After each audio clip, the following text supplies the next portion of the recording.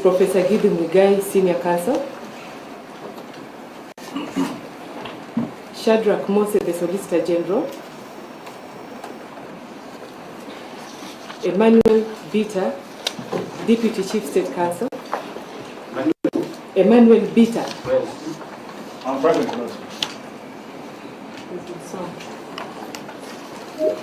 And Charles Mutinda, Deputy State Counsel. Present. For the National Assembly, we have Eric Gumbo. I'm present, my lord. Paul Nyamodi. Present, my lord. And George Murugara. Present, my lord. For the Speaker of the National Assembly, we have Benson Milimo. Before you, my lord. Josephat Kuyoni. Oh, sorry. We introduce Mr. Mugara. Mr. Murugara George for National Assembly. For the Speaker of the National Assembly, we have Benson Milimo. I'm present, my lord. Josephat Kuyoni. My lord, I'm present. Josephat Kuyoni. Kuyoni.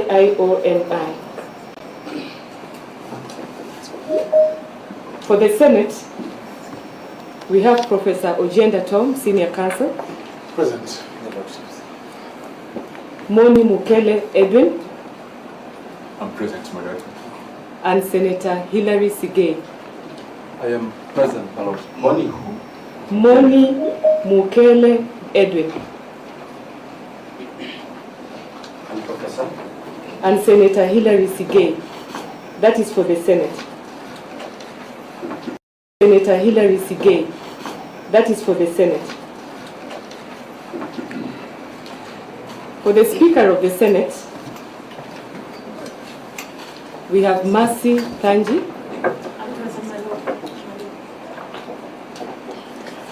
And Peter Wanyama.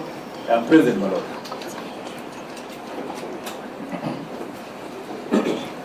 For Professor Kindiki,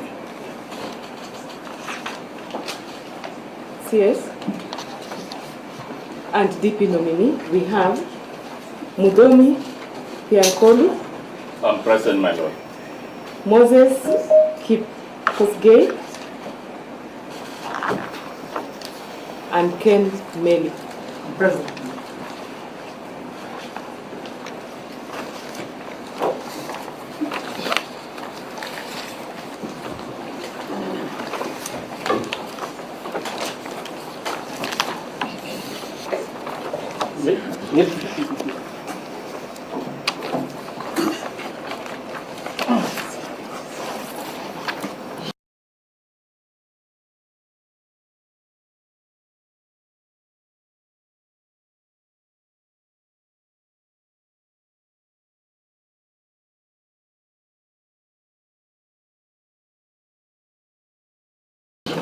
My lords, your leadership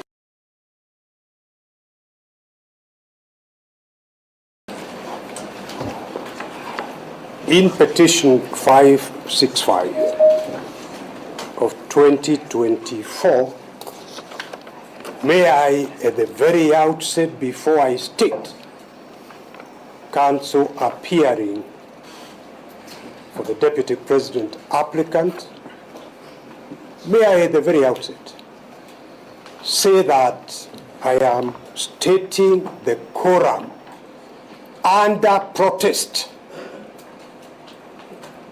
We are not willingly here participating, and we will elaborate. But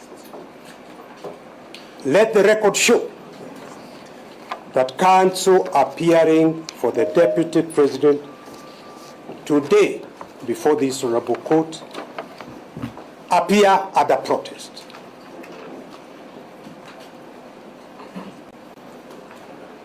As I say, the basis will be elaborated later. I appear, Paul Muite for the record, I appear with my colleagues, Tom Acharya, Elisha Ongoya, Faith Waigua, Victor Soanya, Present, my lord.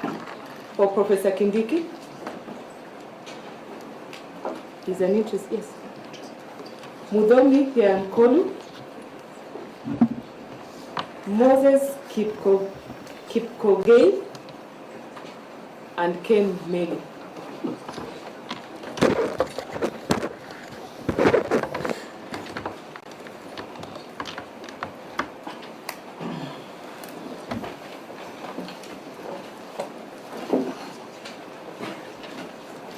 Your Lordships and Your Lordship, my name is Kipe Mungai,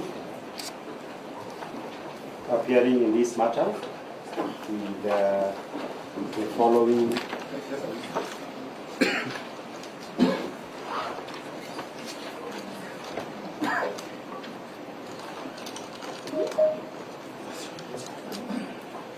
my Lord, in this matter, I appear with Senator Daniel Manzo. Yes. My name is Kibe Mungai. I thought I'd said it, my Lord. Kibe Mungai.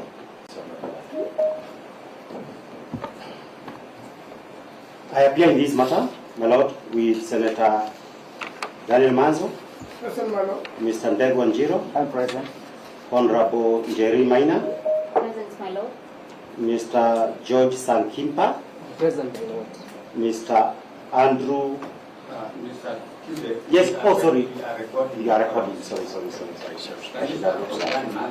Dan Manzo, Mr. Ndegwa Njiro, Present, my lord. Senator Honorable Jerry Maina, Present, my lord. Mr. George Sankipa, I'm present, my lord.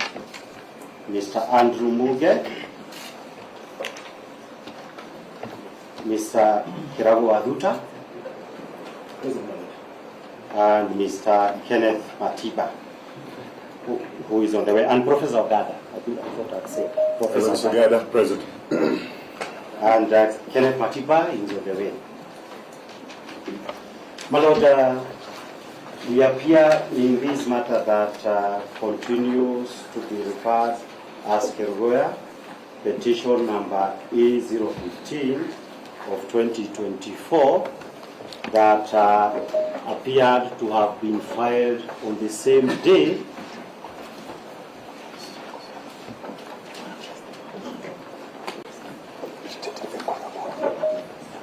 So you appear for which party? we appear for the petitioners in that matter.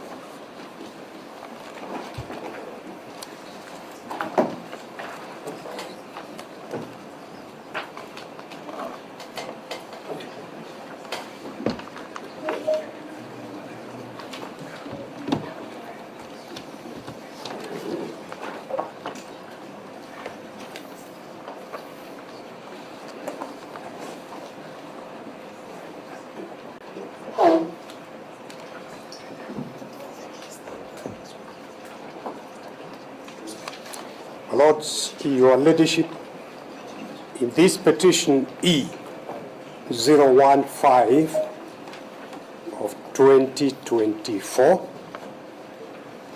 the Kerugoya file, again, we appear for the first interested party, that is the Deputy President of the Republic of Kenya, in this E015. My Lords, again, let the record capture and show that counsel appearing for the first interested party appear under protest. Counsel are as follows: Paul Muite, Tom Acharia, Elisha Ongoya, Faith Waigua, Victor Soanya, George Wandati, and John Can Job. we have that again Yes, I'm sorry. From what point, my lord? from your side? Paul Muite, Tom Macharia, Elisha Ongoya, Faith Waigwa, Victor Soanya Ogeto, George Wandati, and John Jomo. At the appropriate time, we will be going into the grounds and basis for appearing under protest. I thank you.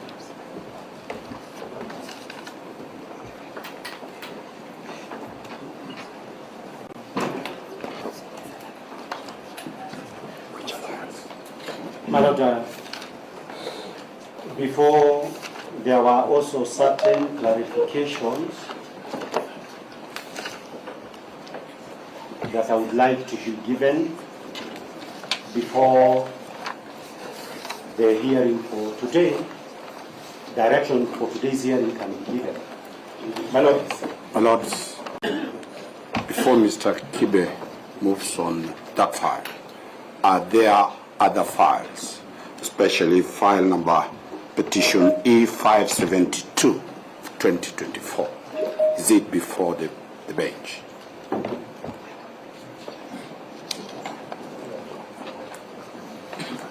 We'll take quorums of the files which are before the court and that one there's any issue.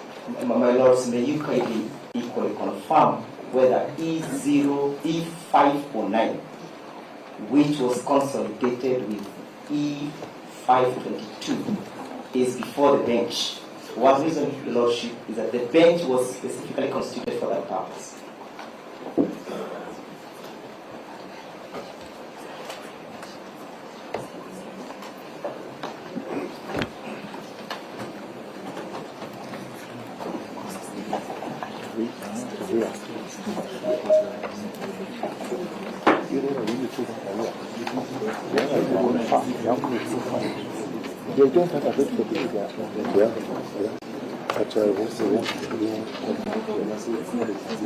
Petition E13 of 2024, High Court of Kerugoya, Thomas Kimodo Maingi, petitioner versus Deputy President of Kenya, respondent, and Honorable AG. It's not before us. It's not before us. That's what we want to do. My lord, that matter is not before the court. Your Lordship is being called. It is the court that should know whether it is before you know the Attorney General. We had And we also want to know whether it is before this court.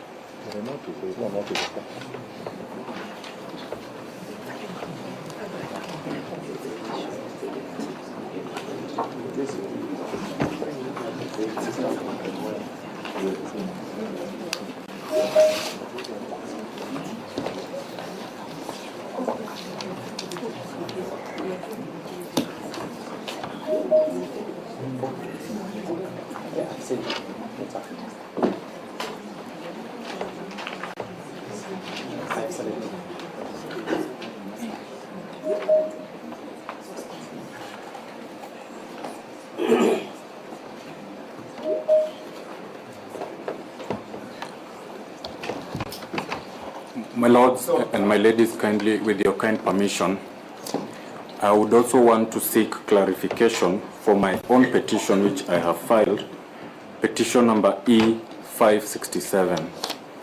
I had information that that file was also coming up before you this morning, and I would like to know whether the same is before you, and if so, whether we can also proceed with it. When was it filed?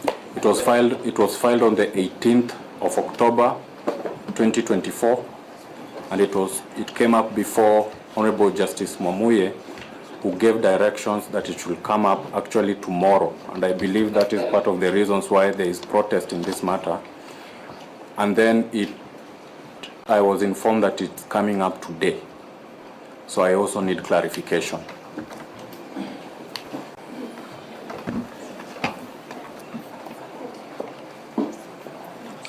May it please the court. My name is Dr. Eboso. I'm a petitioner in E541 of 2024, a petition that was filed on 8th of October, and a petition in which we got directions on 16th of October, directing that it be brought before the Chief Justice for this bench. It raises the same issues as the issues that were consolidated, and I'm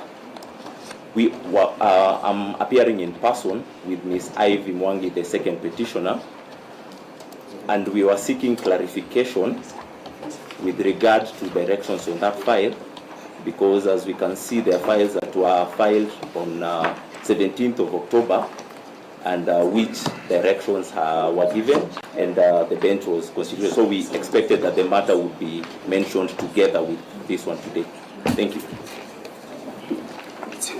My Lords, with utmost respect, this honorable court is a court of record. And the record is very, very important. My Lords, Your Ladyship, we heard the court assistant call out petition E13 of 2024, and she mentioned the word Kerugoya. That is the file that was called out. And in order for the record of this court to be systematically and accurate and easy to follow, may I, with respect, ask that we get clarity on this file that was called out, E13/24 of Kerugoya, before we go to the other matters. And perhaps it is for this honorable court to clarify which files, one by one, are before this honorable court this morning. Senior Counsel Paul Mute, we are giving you time to talk. You see, everybody wants to talk. There will be a time for us also to talk. So I've heard you. Thank you.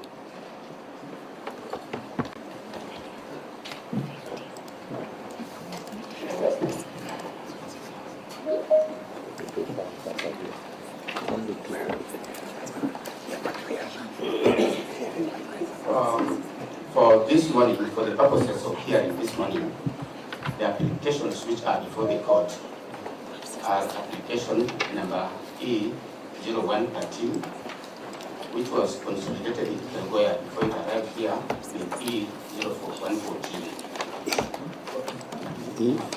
E0114. Then we have application number E0115, also from Kerugoya. That is application before this court. And then we give direction on those applications. And then E565. Those are the three matters which are before this court and in which the Honorable Chief Justice has constituted this bench for hearing and determination.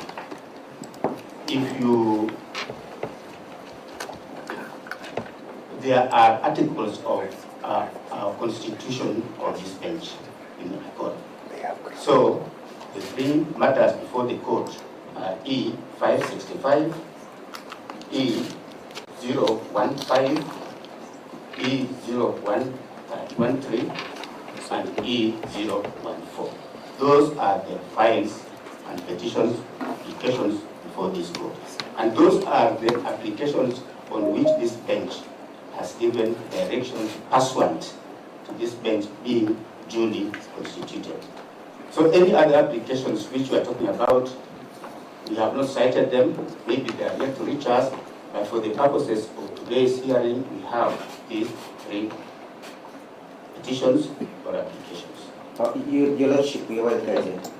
and perhaps also to state for record that we also appear in E015 in protest. But further that, Your Lordship, kindly confirm that the number that is now registered in the matter that came from Kirugoya is E015. And that is important, Your Lordship, because of the purposes of administrative transfers of files. Because what was at Kirugoya, Your Lordship, was E015. Does it therefore mean that that file has not yet been integrated into the Nairobi files?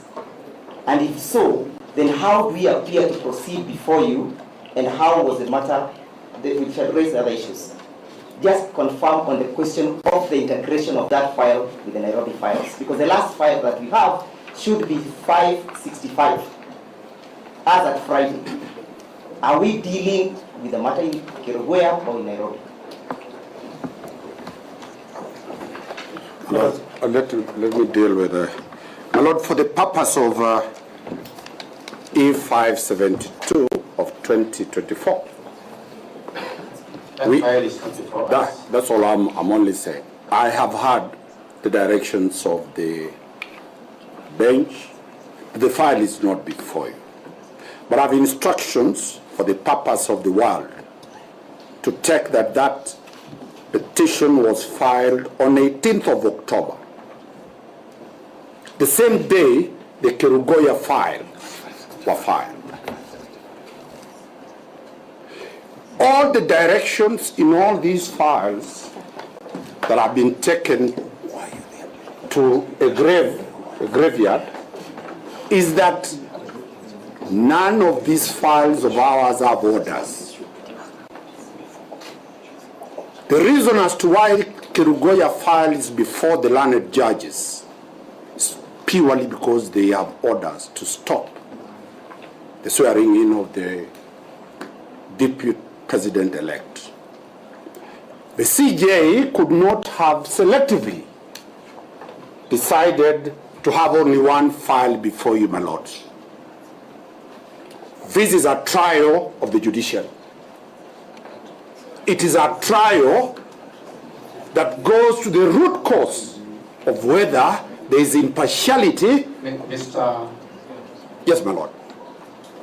Mr. Omari. Yes, my lord. The file you are addressing us, we have said, is not before us. And the files which are before this court are the files in which this specific bench has been empaneled. Thank you, my lord. Allow me to move. Because the questions I'm raising are very pertinent, that there are files selectively brought before you, but there are others. Mr. Omari, we wouldn't know that because, as you understand, we only deal with matters in which we have been empaneled. We do not empanel ourselves. Thank you very much. The empanelment authority has heard me loud and clear. Thank you, Judge. And Lord, if you could mourn elsewhere. I think this is not a place. I had indicated in this honorable court that there will be at least 3 clarifications. Yes.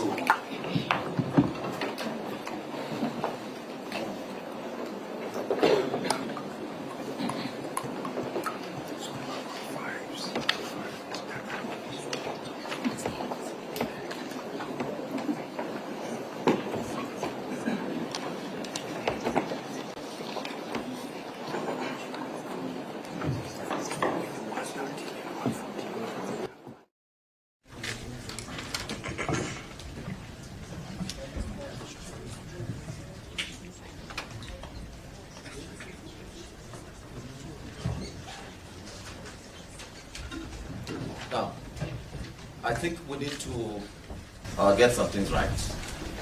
I want to clarify how these files are before this bench this morning. The 3 files which were filed in Kirugoya, that is 13, 14, and 15 of 2024, had some interim conservatory orders issued by the court further to the issuance of those orders, the learned judge made further orders requesting the Honorable Chief Justice to empanel a bench. Those files were transmitted, or the basis of that order, to the Honorable Chief Justice's office on the 18th of October 2024. On that very day, the Honorable Deputy Chief Justice empaneled this bench to hear those matters. Thereafter, applications were filed online. I think you are all aware that we are operating online. Applications were filed online. When those applications were filed online, those are the ones which this bench gave directions for these matters to appear before us today. That is why you are here, and that is the trail, that is the paper trail as to why we're here this morning. So I reiterate the position taken by the presiding judge that we will not be comfortable dealing with any other file, even if it's related to this file, which we did not give directions for it to appear here today. So I think we can now proceed on the basis of that clarification. Thank you, Judge. My Lord, just a minute, please. Perhaps just to add that the numerous other petitions that are coming up, I think the process is ongoing. Maybe not all the files have been transmitted to the bench. Maybe by the time we leave this courtroom, other files will have been transmitted to the bench. But as we speak now, here and now, these are the only files that were transmitted to the bench and in which there are applications where the bench gave directions for hearing today. That is not to say that those are all the petitions there are. We don't even know whether the transmission has been done yet, and that we will go back and find all the other petitioners whose concerns are valid. Perhaps those files will now be before the bench formally. Yes, my Lord, I believe now I can be able to make the clarifications. Starting with the immediate background that we need to make these clarifications, and we take into account. Let us finish with quorum first. There's a quorum in E013, which was consolidated in Kerugoya with E014. Let's take quorum on that file.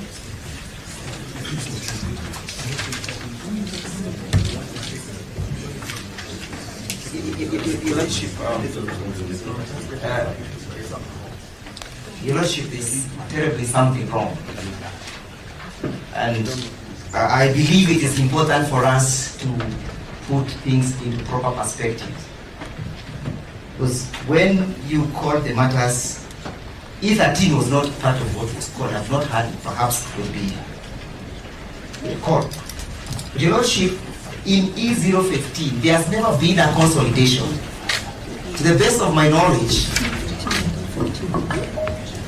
What are you talking about consolidation? Nobody has talked about any consolidation. These files have not been consolidated. I think that is the next process would be going into.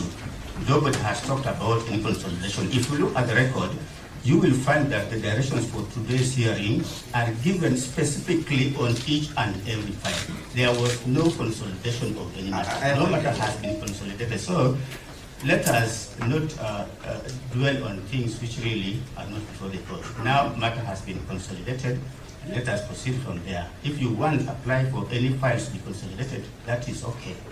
As we speak now, there is no consolidation. The directions from this court were very specific on 3 different files. My lords, I'm well guided, but when Justice Rima was giving the clarification, I never heard him clarify whether the Kerugoya file has been integrated into the Nairobi system. Because we cannot be dealing with a file that is reading Kerugoya. Because of course, if there is no integration, Your Lordship, then there is a rat that is smelling. My Lord, may I say something? Let me answer you. You said that records speak for themselves. And for record, matters which came from Karigoya came with their own record. And the record states here that the matter herein is consolidated with petition E014 of 2024 and the same to be delivered in the Chief Justice for empanelment of bench in terms of the ruling in petition E014 of 2024, a copy of which shall be placed on this file. So your own matter coming from Karigoya was already consolidated. Those proceedings which took place in Karigoya consolidated these two files. So let that not be an issue here, please.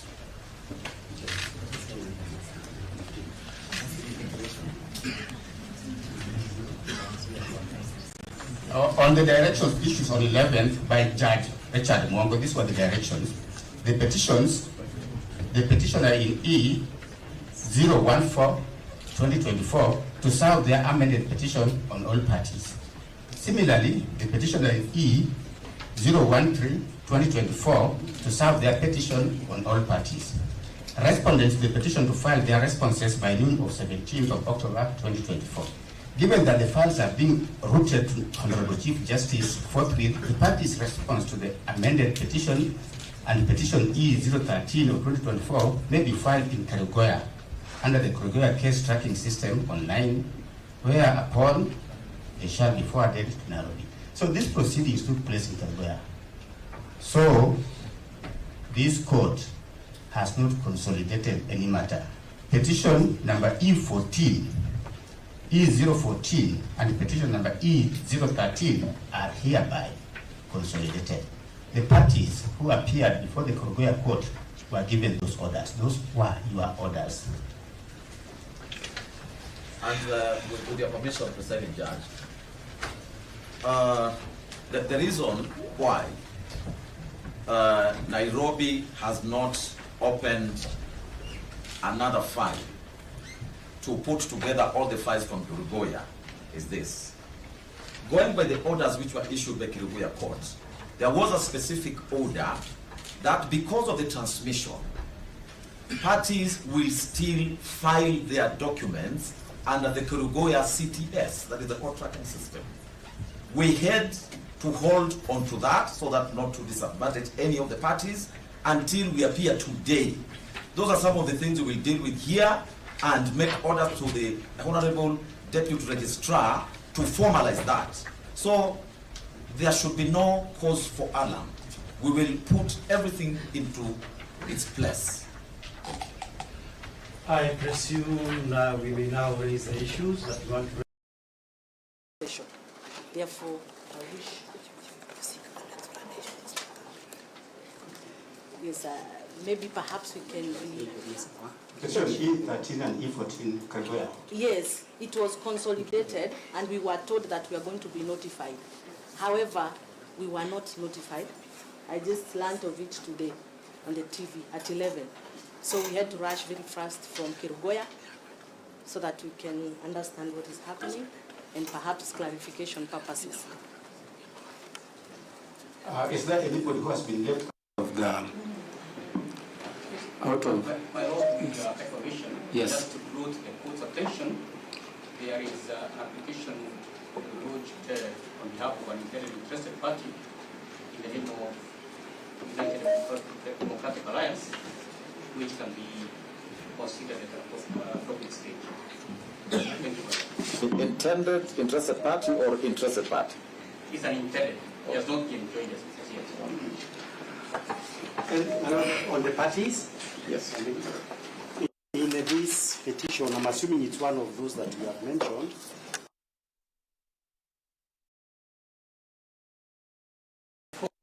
You have not mentioned that petition. Oh, okay. And on that score, let me say this, that in the morning there were parties who had mentioned different petitions which were not before us. I think we should be very clear that we can only deal with matters which are before us. Should there arise a need for us to mention any matter which is not before us, and which has been placed before us, we shall make that communication. So I think we need to be very clear that our jurisdiction is prescribed to particular files. Thank you very much. My lords, your ladies, permit me to request that in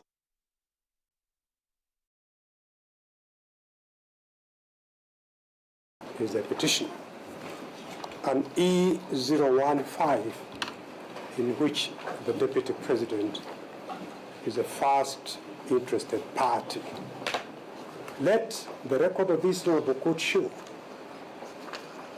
that we were not given an opportunity to be heard on the issue of consolidation. Let the record show the court has acted of its own volition when the normal practice, even under the Mutunga rules, is to accord parties to state their views on a proposed consolidation. This is the court's own violation. We were not asked to give our views. Thank you. Your Lordship.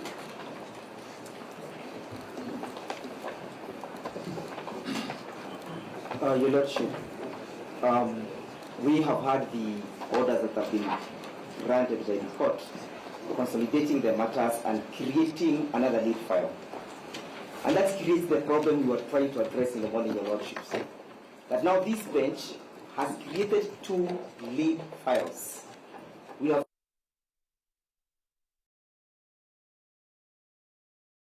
(522), which files are not before you. We have now created another lead file, E565. Your Lordship, those are some of the issues we were trying to raise in the morning. That if those other files were before you, this confusion would not be rising. Mr. Legwa, there is absolutely no confusion matters. Let us not bring confusions where there's none. I think in terms of consolidation, we have cited the rule under which we have acted, Rule 17 for avoidance of doubt of the Mutunga rules. I think we need to move forward. Yeah, and my lords, on behalf of the respondents, we confirm time has already been taken on issues that are not of any substance.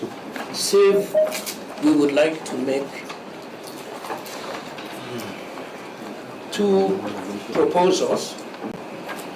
First, we would like, my lord, having read what has been filed by our colleagues this afternoon, we would like to propose that their application for recusal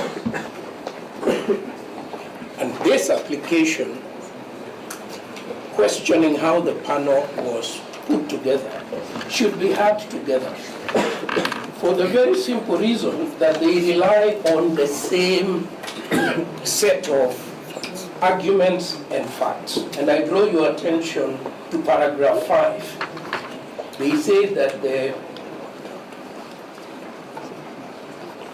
impartiality of this court, the one we are before, has been questioned. And at the end of their prayers, they say that it is therefore in the interest of justice that this honorable court recuse itself. It would be gravely injurious to the respondents if they were allowed to prosecute this application, take one bite at attacking the court, then however the court rules, bring the other application for recusal and take a second bite. We would like to argue both of them together. Secondly, we would like an allocation of time, because it is quite clear to us that in the absence of directions allocating time, we are going to have another long afternoon of long-winded speeches that do not address the specific issues. We are willing to say in advance that whatever time you give us, if you give 10 minutes each, we shall accept. If you give 15 minutes each, we will accept.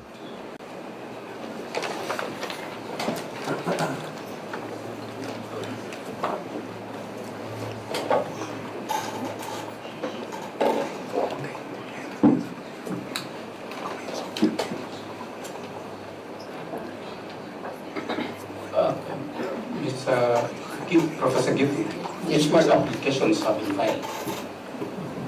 How many applications? The one you directed, my lord, in the morning. Yes. Yes. But it is in that application that has been filed by Jindo Matiba and company advocates.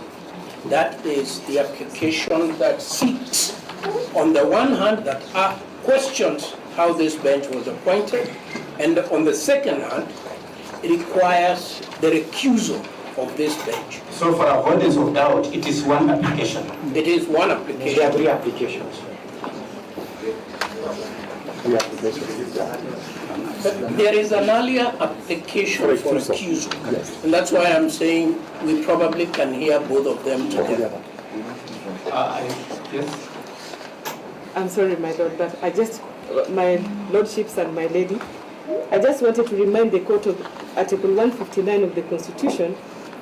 In exercising judicial authority, the courts and tribunals shall be guided by the following principles, and 159(2)b, justice shall not be delayed. So I'm requesting your lordships and my lady to kindly refer to that provisions and let us move forward. Thank you. My lord, let it come on record that this is the first time in which, on a matter of extreme national importance, we've been given 1 hour to be able to do an application, serve it, and come back to court. We have tried to do the best that we could in terms of complying with those directions. There, of course, one of the issues that we could not be able to do is that the written application could not be able to do full justice to the instructions that we've been given and to our case. And therefore, my lord, when Professor Gedhu Muigai stands senior counsel to say that we need to be gagged on the issue of time, we protest. We shall require sufficient time. This sufficient time is not forever. This sufficient time, at least for purposes of the three presenting the that applications, is 1 hour. It is the least that people deserve in an applications of this nature. Second issue, my lord, is the issues of consolidations.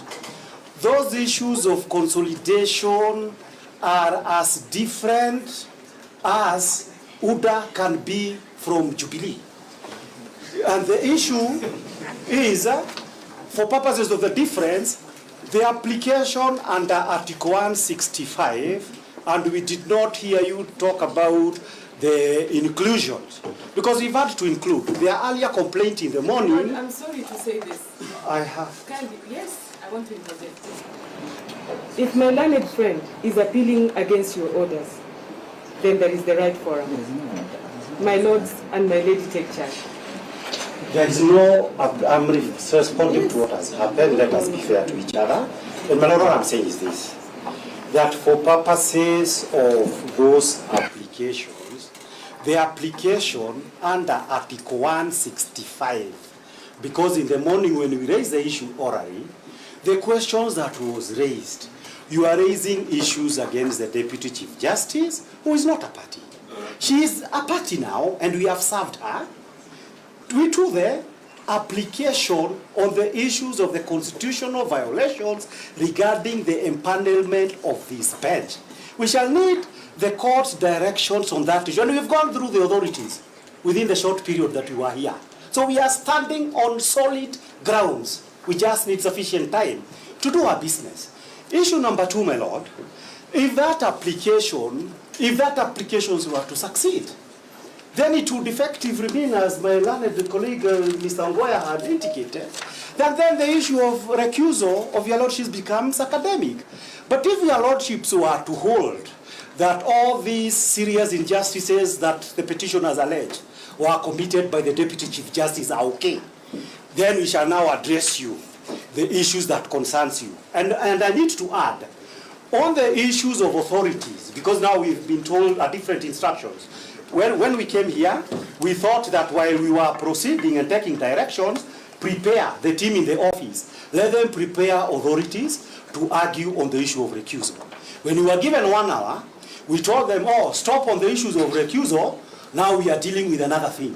So, my Lord, we cannot be able to argue, if it is today, we cannot be able to argue as expected by our client on the question of recusal. And there is no similarity of issues. Therefore, my Lord, I urge you that let us adopt fair procedure. This fair procedure has always been there. Specific application for recusal. There are 2 applications. Where are they? At least I know, therefore you mentioned one. We are actually bringing them even, one of them in number 050 is an application dated, I believe, yesterday, 21st of October. There is another one.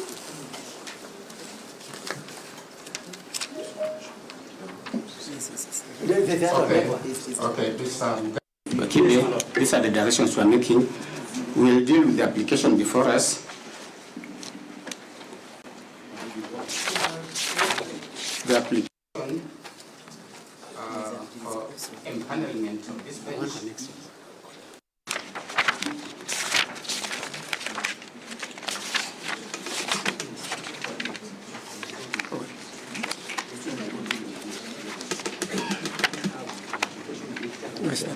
Where's the application? Where's the application?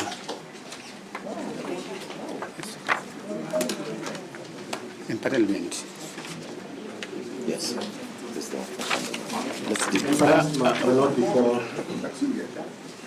Perhaps before you give the directions, with my learned friend is Kimoto, she's informing me that she was not aware of directions in the morning, that applications be filed and we come back before you. And now her petition has been integrated in the consolidated petition, that is petition number E013. Therefore, she's not been able to file an application either for recusal or for challenging the empanelment. She was just requesting if she can be served with those applications and the responses, and she be given time, 1 hour just like the others, to file her similar application if she so wishes. Because now she's participating in a proceeding, she did not directions. Counsel. So listen to this and listen to this very carefully. All of us acknowledge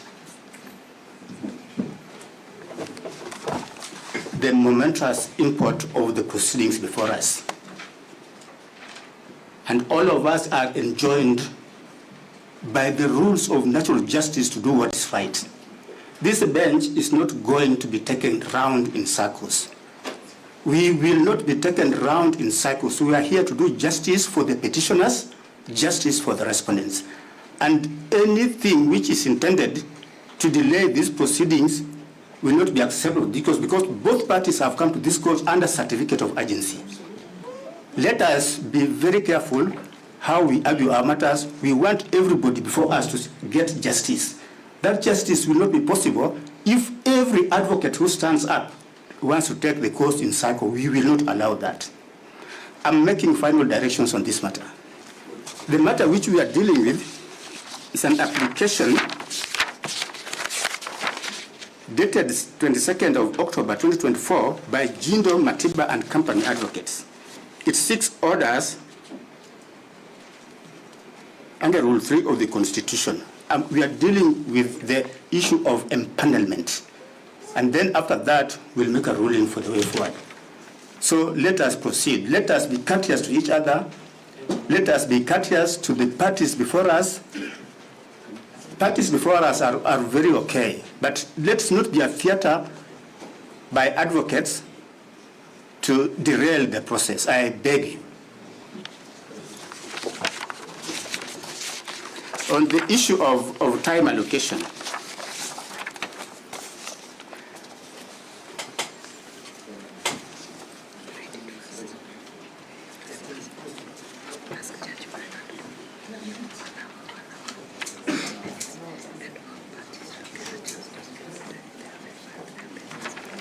Judge Mureba will give the final issue directions on time.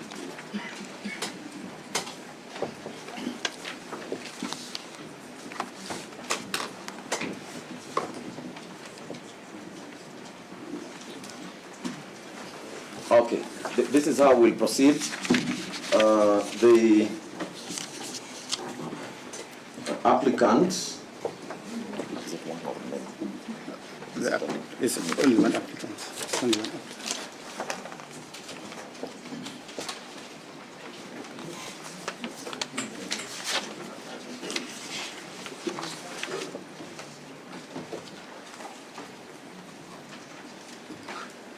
The applicants will have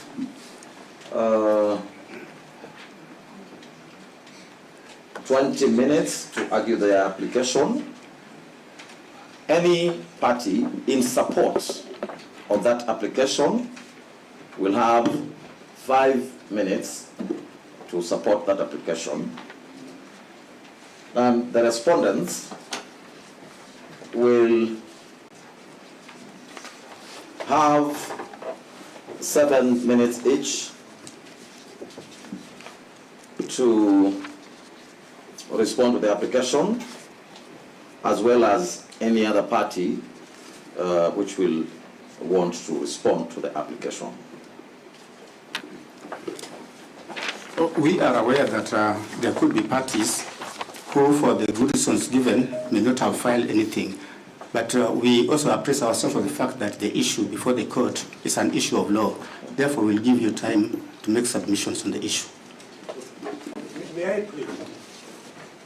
The clients, I and my colleagues represent the Deputy President, is the subject of the removal and the subject of his pleas to this honorable court for him not to be removed. The application for the constitutional bench is made in E015 by my friend Kibemungai, so that effectively the subject matter of removal is being given only 5 minutes. I plead with you, give us 10 minutes.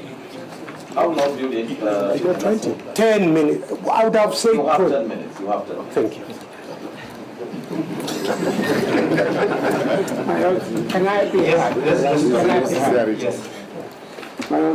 I received the instructions yesterday from the project here. Dr. Kabuna, please, you are not audible. Oh, I'm sorry, I speak loud. I received the instructions yesterday from the project here that I come and make an application that project here would like to be enjoined this matter. We all know Kituo Sheria. We can't pretend that we don't know. And we know the role Kituo Sheria has played in advancing jurisprudence, constitutionality, and the rule of law in this country. So I urge you respectfully that you place my name on record. Secondly, I would like also to place my name on record in my own right as an elder at the bar and one who has seen quite a number of things which I may not be able to say if I'm representing the position. That is okay. We have done that. Thank you very much. May I then comment on one small thing, my lords, the country is in a crisis. There is a constitutional crisis. There is a national crisis.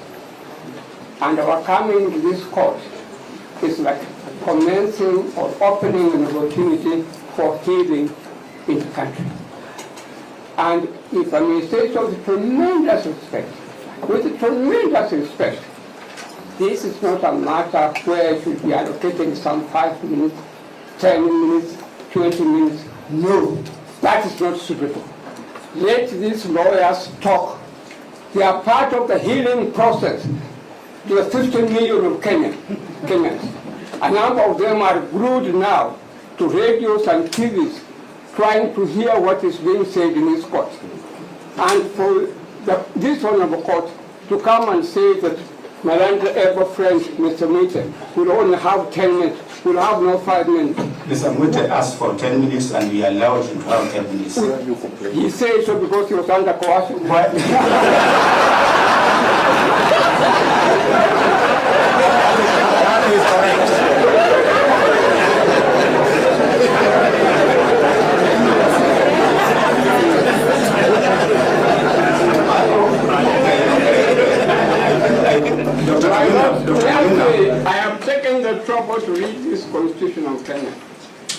have taken the trouble to read constitutions of other countries. In fact, the way things stand at the moment, the constitution law is evolving in such a manner that it's no longer confined only to Kenya. We can have a concept of international constitutional law. And if you read that law, including the American law, which I've taken the trouble to read, and which I've had access to it for many years. Dr. Kamino, we made proposals. We gave directions. Apparently, you are not satisfied. What is your version? What would you want us? You want us to give everybody how much time? My Lord, forget about the concept of time. Forget, where are we heading for? What are we heading for? So, yeah. Yeah, we want the country to wake up and to revive and to give the life to the country. The country is Kenya, if you don't know what I'm talking about. Your Honor, let the lawyers say what they want to say. This should be part of the healing process of the whole country. Dr. Kamino, I ask you. We have given directions on time allocation. Your hands are not tied with respect. Okay, tell us, just tell us, in your view, how much time do you want us to allocate parties? I'm saying to the tremendous respect, my Lord, we talk about time in civil matters and so on. But we are dealing here with the issue of impeachment. Issue of impeachment of the deputy president. It's not a small matter at all. It's a matter that is starting the whole nation. It has paralyzed the nation. We have heard you, Dr. Kamino. Let Paul Minister be given as much time as he wants. Let the professor be given as much time as he wants. Let the Honorable Attorney General be given as much time as he wants. That is the healing process. And from this court, we shall all march forward with confidence. If I may quote Mutajo Makinata, kifua mbele na matako nyuma. Let us talk about time. Where are we going? My Lord, where are we going? Maybe I can assist Dr. Kamino. With respect, will you sit down, please? Kamino is talking. Will you sit down? I don't command the man only for yourself. Will you sit down, please? I am talking. I am on the floor. Well, under the rules of this court, senior counsel has preference, speaks first before any other person except the Attorney General. So if you would please sit down, I as senior counsel. I will not speak down. You are practicing you are still doing breastfeeding. That is also true. So my Lord, my Lord, what I'm saying, finish what you're saying. What I'm saying to you, my Lord, we need a healing process, and this court is going to provide that healing process. Let the lawyers say what they want to say. What are we hurrying for?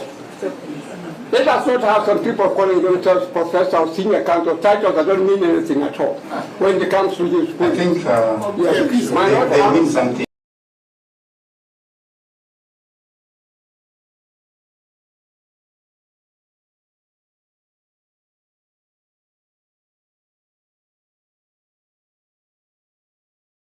Okay, people will talk, when but the country is burning. Dr. Kamino, you have made. Please. Yes, thank you very much. You have made your point. I've made a point. Professor. We have I was going. Justice who has been removed irregularly. Let us be given time to be able to address it. My Lord, I think those of us who are representing substantive respondents, we are all agreed that you have given orders that we will comply with, including my learned senior PK Moite, who I believe you have added some more time and he's happy with that. Maybe it would help if we informed Dr. Kamino that it is not the whole matter that is being heard in 10 minutes. It's a very small slice of an application on empanelment. That's all I wanted to clarify. So, Dr. Kamino, I've heard what you've said. We'll stick to the time allocations, but in the event that one party needs more time, they will tell us. Well, when we come to substantive matters, let people...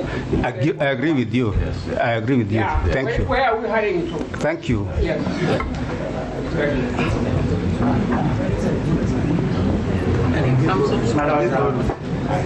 In view of that time allocation, and I thank senior counsel, the senior most going by the Kenya law reports before you. May I beseech your lordship, Dr. Camino. My Lord, even the report of the East Africa Law Community confirms that. My Lord, the point I need to make, and I beseech you, because of the serious time that we had to prepare this application, I could only prepare for certain aspects of this application. My colleagues, Professor Ogada, and my colleagues, Ndego and Jiro, within the 20 minutes that you have allocated, I will say my piece. It is insufficient, but I'll try.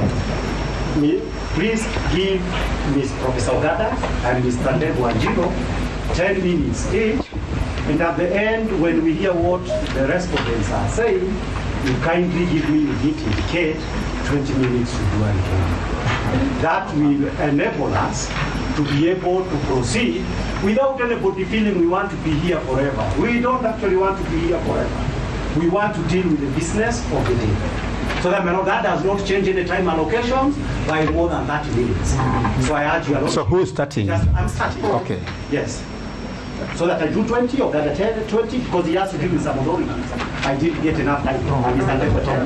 Then I do the remainder. My Lord, the application that is before you is dated today. It is supported by the affidavit sworn by. It is supported by the affidavit sworn by Honorable David Muni Madenge. And for the record, all lawyers from Matiba, Ogada, Degwa, and myself, the record indicates we act for everybody without drawing any distinctions because there will be no time for that. So we act for all the respondents, all the petitioners, for purposes of E015. My Lord, before going on to argue this application, there is a small point that I wish to make regarding the issue of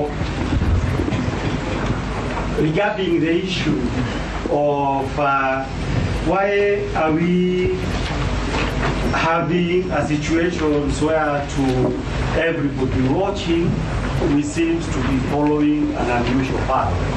My Lord, there is one simply substantive issue of procedure that we need to point out. The petitioners are before you on account principally of the violations of the Bill of Rights. The petitioners are also here on account of the relevant provisions of impeachment. The petitioners are before you, my lords, on account of the fact that the business that the premise of the Constitution ordered, one, for appointment of a nominee to take place within 14 days, and for Parliament to do it within 60 days, somehow happened within 4 hours. But those are the principal reasons why we are here. And what is the immediate context? The immediate context, my lords, and why we are here is that when petitions are filed, the duty of this court under Articles 19 all the way to 25 is to ensure that it decides whether or not the violations as alleged by the petitioners has taken place. My Lord, the way in which the law, and this is express positive law, requires that to be done is by way of a judgment. By way of a judgment is the only way that the people of Kenya would be satisfied. Have these rights been violated or not? In order to ensure that judgment, which is the express constitutional mandate, is given in circumstances that are not academic. Article 23 of the Constitution provides that conservatory orders may be given. When this matter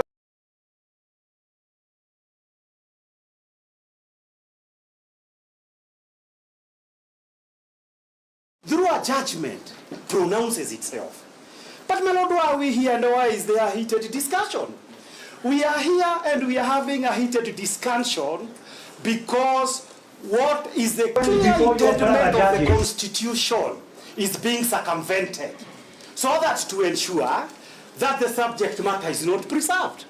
My Lord, this would be akin to a situation in which somebody comes and says, I am being evicted and my things are being removed. A court says, stop the eviction process up to where it has occurred.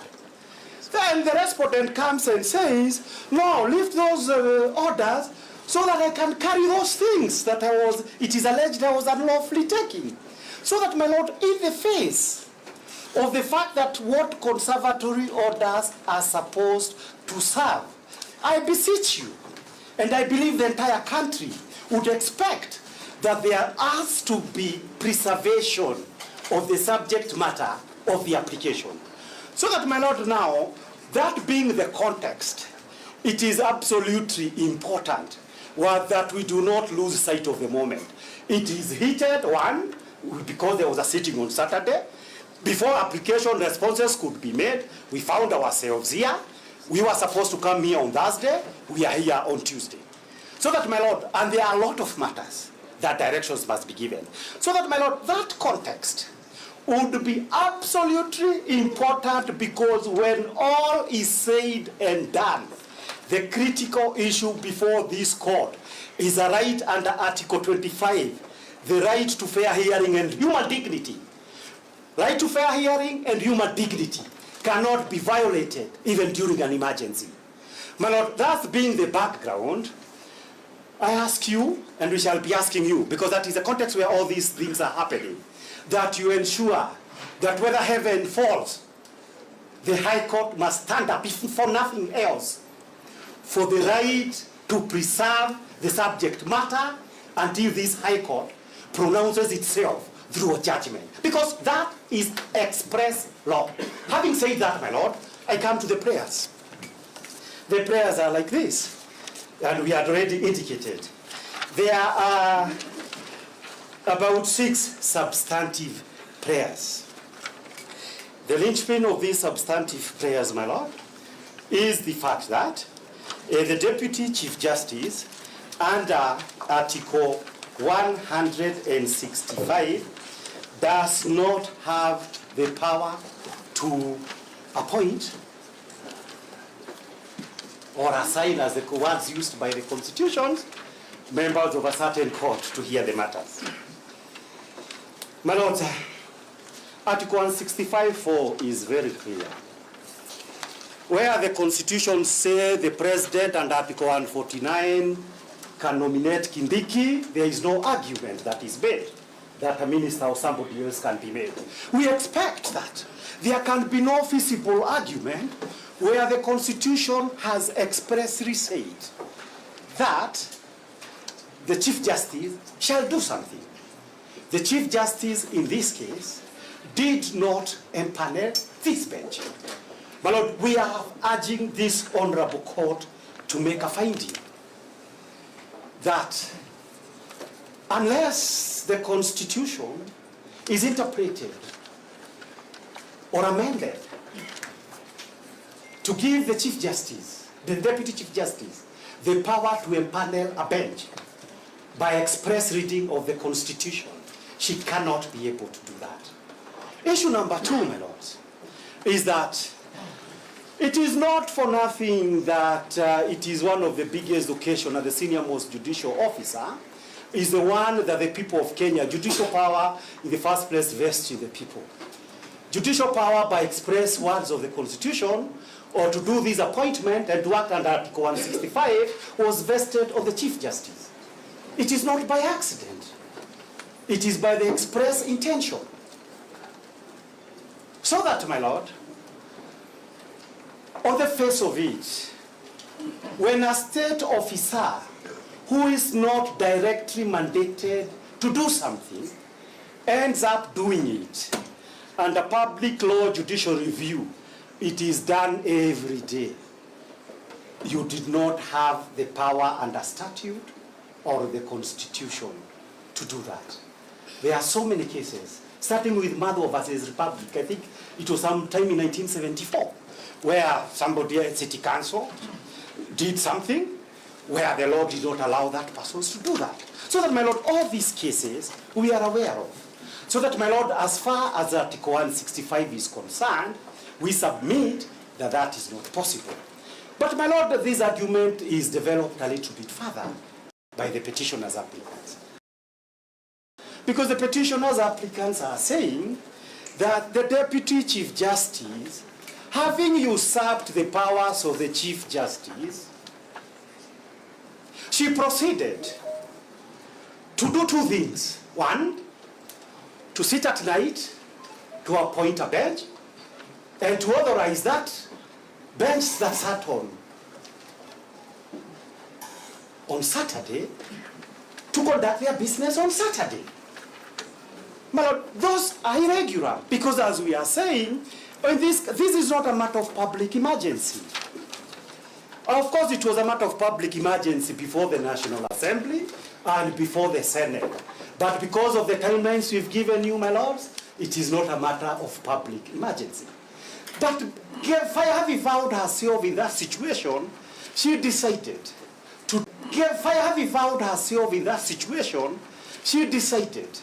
to treat this matter as one of public emergency. Then, my lord, she directs come and sit on Saturday. We have set out in our applications and in our affidavit. There must be certain circumstances under our laws, the High Court Administration and Organization Act, that can justify for a bench to sit outside on Saturday and Sunday. There must be express reasons. Those express reasons, as we sit here aggrieved, we still do not know them. And if we do not know them, every Kenyan who would be aggrieved by a decision made in these circumstances would have every reason to be concerned that from the word go, there was a conspiracy to commit injustice. My lord, all of you have been honorable members of the High Court. There cannot be, where there is no public emergency, for occasions to arise that for the first time you would effectively be accused. You engaged yourself in a conspiracy to undermine the constitutions and to defeat it in a manner that would amount to treason. So that, my lord, the point that we make is that in the absence of a public emergency, what has so far happened is not only just unconstitutional, but something that would amount to violation of the Constitution and something that would amount to violations of the Penal Code as far as the issue of observing justice is concerned. My lord, for argument's sake, we proceed to make that argument. Let's assume that there was an emergency. We submit there was none, but let's assume there was one. If there was an emergency, then it was incumbent upon the Chief Justice to read, and they were in the newspaper and in the news, all these cases that honorable judges of the High Court from various stations had recommended for a bench to be appointed to hear them, to consider them, and place them for hearing on Saturday, and to fast-track that hearing. But, my lord, what is it that happened? My lord, what actually happened is that you have a situation whereby the respondents, who are basically agents of the government of Kenya and its various appendages, have gotten their applications to be satisfied and for a bench to be specially convened to sit Because from the standpoint of the petitioner, to set aside the conservatory order in order, as the petitioners contend, the violations of the Constitution may be completed. My Lord, justice in this case, if it means anything, it must mean a very simple issue.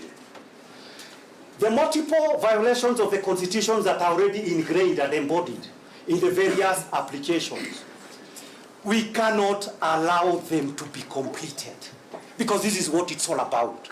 This is what the decisions of the Chief Justice was all about, to complete the serious violations of the Kenyan Constitutions.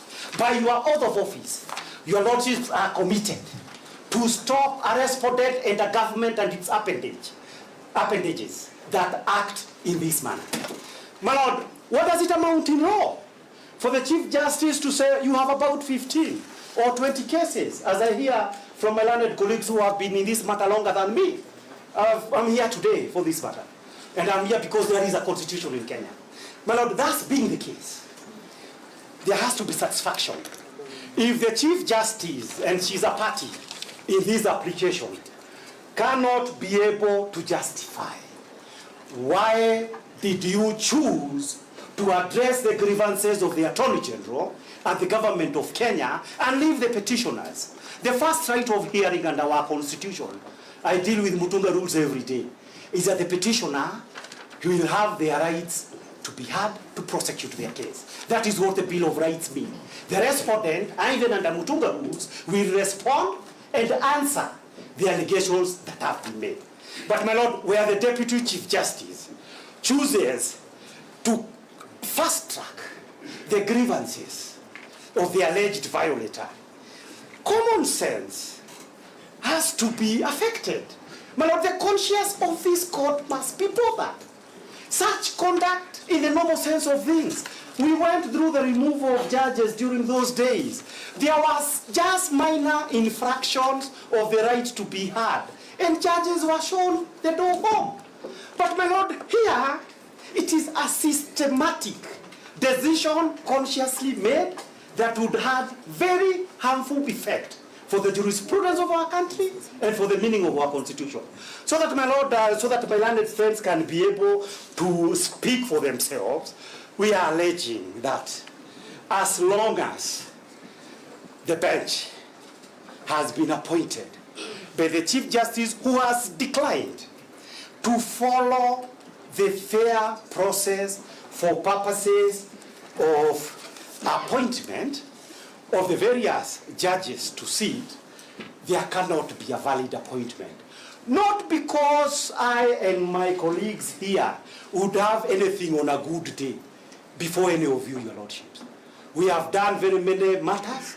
You have courageously stand up for the constitutions in various matters, but my Lord, unhappily, we have to be the ones saying that it would appear to a section half of this country, if not 3/4, that you have been enlisted in service of the violations of the constitutions. My Lord, that may not have happened, but that is the only way reasonable people would be able to interpret all this, particularly against the background that even the Gen Z were abducted. The substantive Chief Justice did not empanel a single bench to sit on Saturday or on Sunday. That is why this, but the context in which this matter must be viewed. My Lord, there are certain authorities, my learned colleagues will go through them, but I need to mention at least two things. My Lord, of course, the arguments would be made. I think there was some time back, probably in the Okiya Mtata case, my learned colleague will clarify, where the Deputy Chief Justice, the same Deputy Chief Justice, made an appointment. There was no substantive Chief Justice at that time. There was a decision that was saying, this is administrative. That decision is not binding. But my Lord, more importantly, now that this issue is arising directly, this court must retire, make a very reasoned decisions to settle this issue.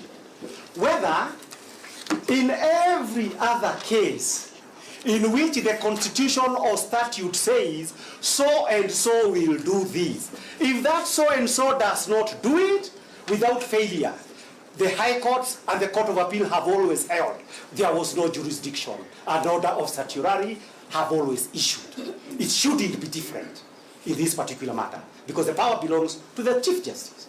Now, the second issue is decisions, I believe, one of you was involved, and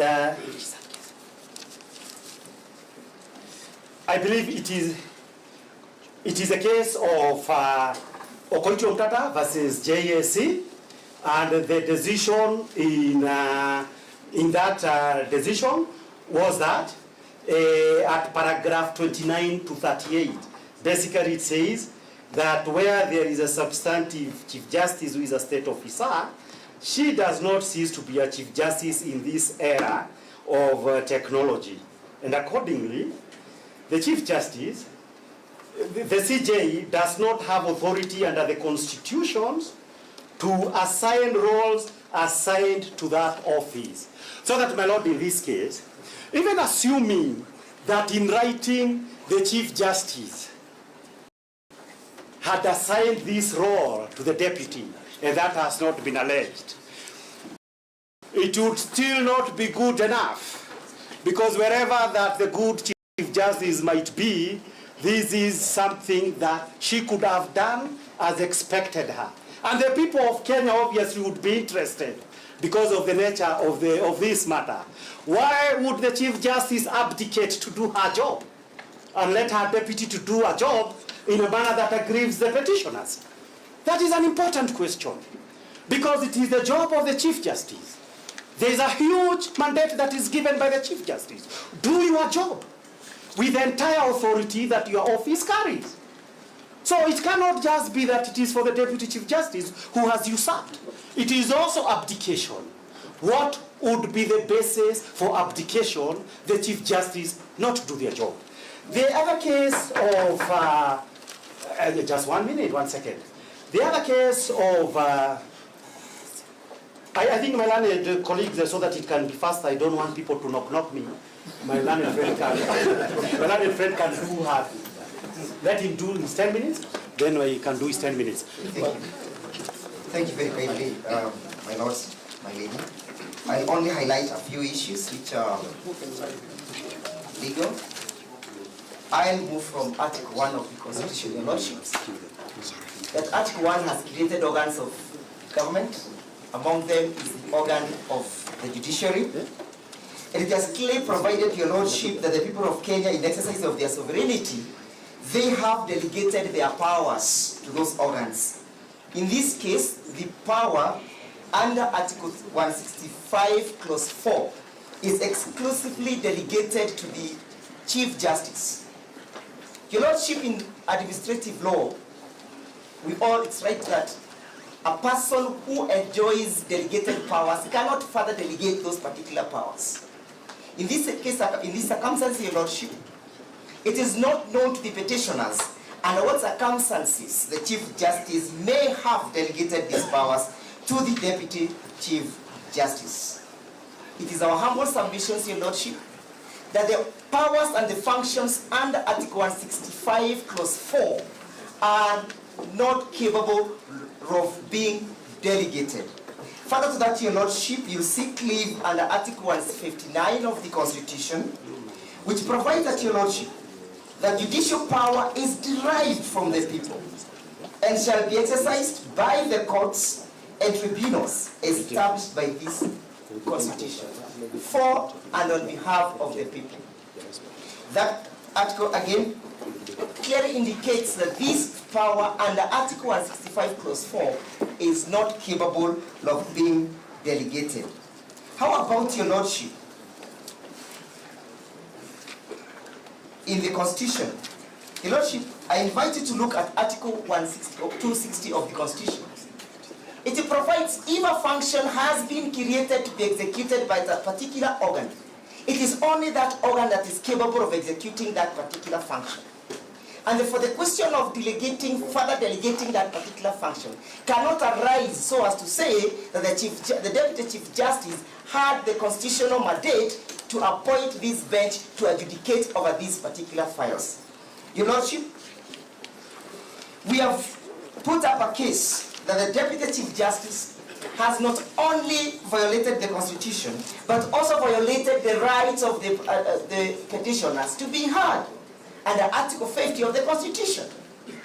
When they moved to appoint a bench of this, the bench, and failed to notify the parties herein as evidenced by the counsel appearing for the petitioner in petition number 14, it tells your Lordship that the expediency for which it was done was so as to meet the objective of setting aside the orders that were granted by your brother Justice Mwongo and your brother Justice Mwita.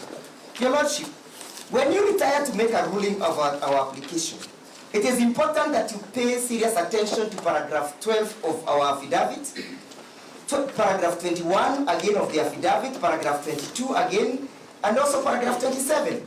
And then you might want to ask yourself, under section 10 of the High Court Organizations, High Court Administration and Organization Act, how, under what circumstances the Chief Justice, the Deputy Chief Justice, authorize you to sit on a Saturday? Under what circumstances did the Chief Justice herself, Deputy Chief Justice herself, sit at night, in the wee hours of the night, ungodly hours, and constituted this bench?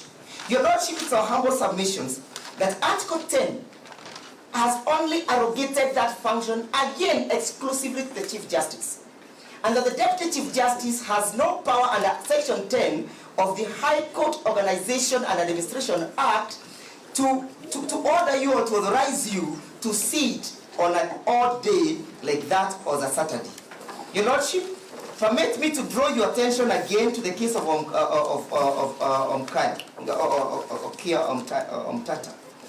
When you retire and the judgment will be highlighted by my learned friend, it is of importance, Your Lordship, that you look at paragraph 192 of that judgment. It has given the circumstances under which the Deputy Chief Justice can act in the absence of the Chief Justice. One is if the Chief Justice is indisposed, if he resigns, if he is dead, or if he is holded out of office. The question of leave, to which we are submitting without knowledge whether that is the circumstance that led to the allocation of powers by the Chief Justice, is not one of the grounds or reasons that the Chief Justice can exercise, the Deputy Chief Justice can exercise the exclusive powers meant for the Chief Justice. Finally, Your Lordship, all these averments contained in our affidavit have not been controverted by the respondents through a replying affidavit. They have only filed the grounds of opposition, to which they shall bring to your attention the case of Contela, which has been distinguished by the case of Okia Omtata. The grounds contained in our affidavit, Your Lordship, are uncontroverted and they must be admitted as such. I beg to rest my case.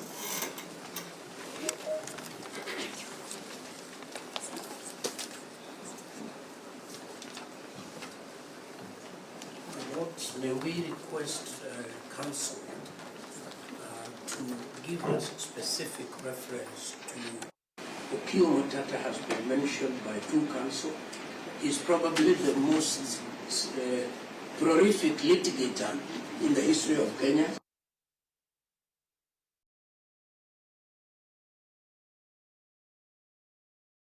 I will certainly be addressing my senior in the bar and senior in the academy, Professor Kido Mugai. It is a pleasure being with him in court. A man or woman who plants a tree, not knowing fully well that they will not sit in its shade, knows the meaning of life. You sit today in such an epochal moment that what you do here has significant ramifications for the Republic of Kenya. It is for you as a court to rise to the occasion. This court has defined the Constitution as a transformative constitution. And this was done by this very court, differently seated in the BBI case, David Ndi and others, versus the Attorney General. And this is what the court said about the Constitution 2010. It is a constitution of a transformative character, and this transformative character of the Constitution induces large-scale social change, including the character and conduct of politics. That the Constitution bears an internal theory of interpretation. Starting point for discerning that internal theory is Article 259 of the Constitution. That formalistic approaches to constitutional interpretation are not favored.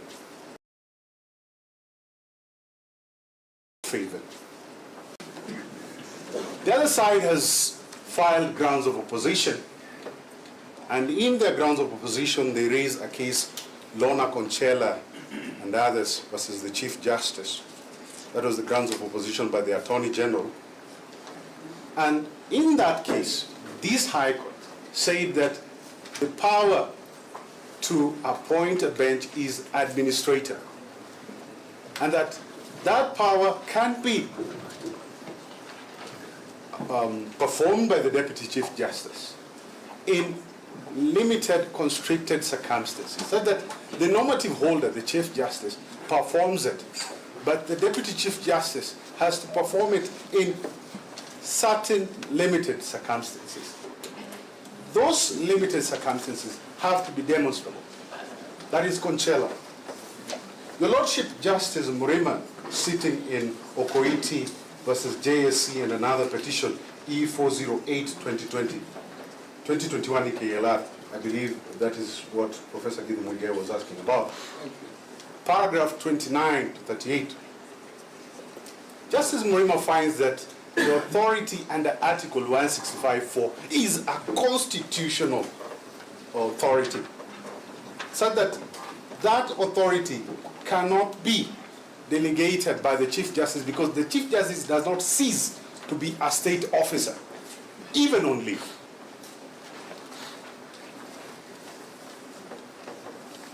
We have another authority here, Petition 31 of 2013, Kenya Medical Research Institute versus the Attorney General. This is found at 2014 EKLR at paragraph 37. Kenya Medical Research Institute versus the Attorney General and three others, 2014 EKLR. This case at paragraph 37 says this, that the Chief Justice under Article 165(4), the authority to empanel a bench, performs a constitutional mandate. And this is not an administrative function, as was in the old constitution. Where do we go? I'll invite the court to look at the express wordings of Article 259(3)(a) that expressly decrees that authority granted to a specific office must be performed by that specific officer. That is Article 259(3)(a).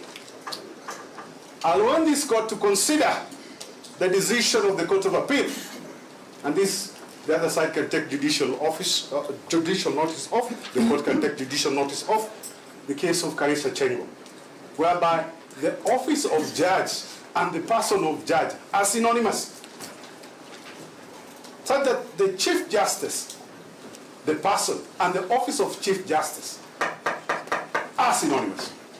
And therefore, we cannot separate and delink the holder and the person. And therefore, if the Chief Justice were to delegate any responsibility to the Deputy Chief Justice, assuming that was possible, then the Deputy Chief Justice has to take an oath by virtue of Article 74 of the Constitution.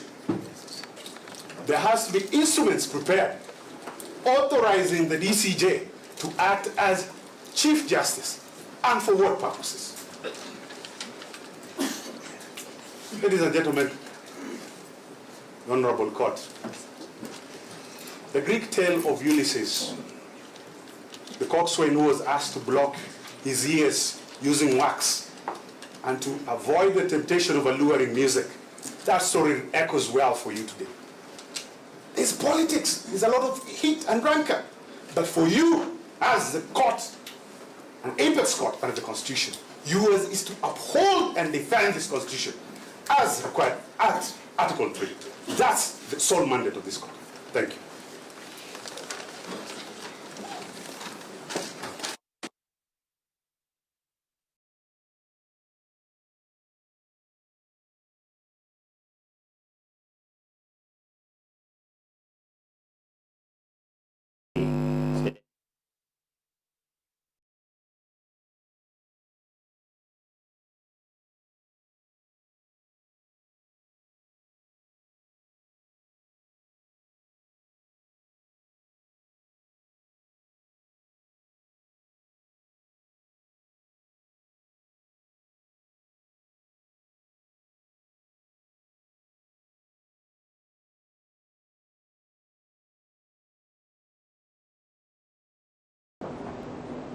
Allow me to begin by juxtaposing three constitutional provisions, then pose the challenge that I would ask my lords to retire with for purposes of your consideration.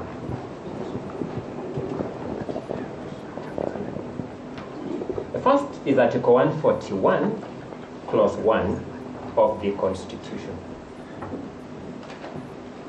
Article 141, Clause 1 of the Constitution provides, and I read,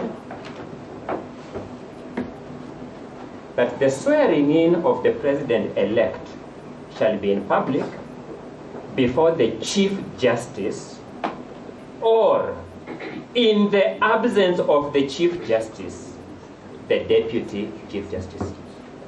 It's very clear. It says who must do and what will happen in the absence of that person.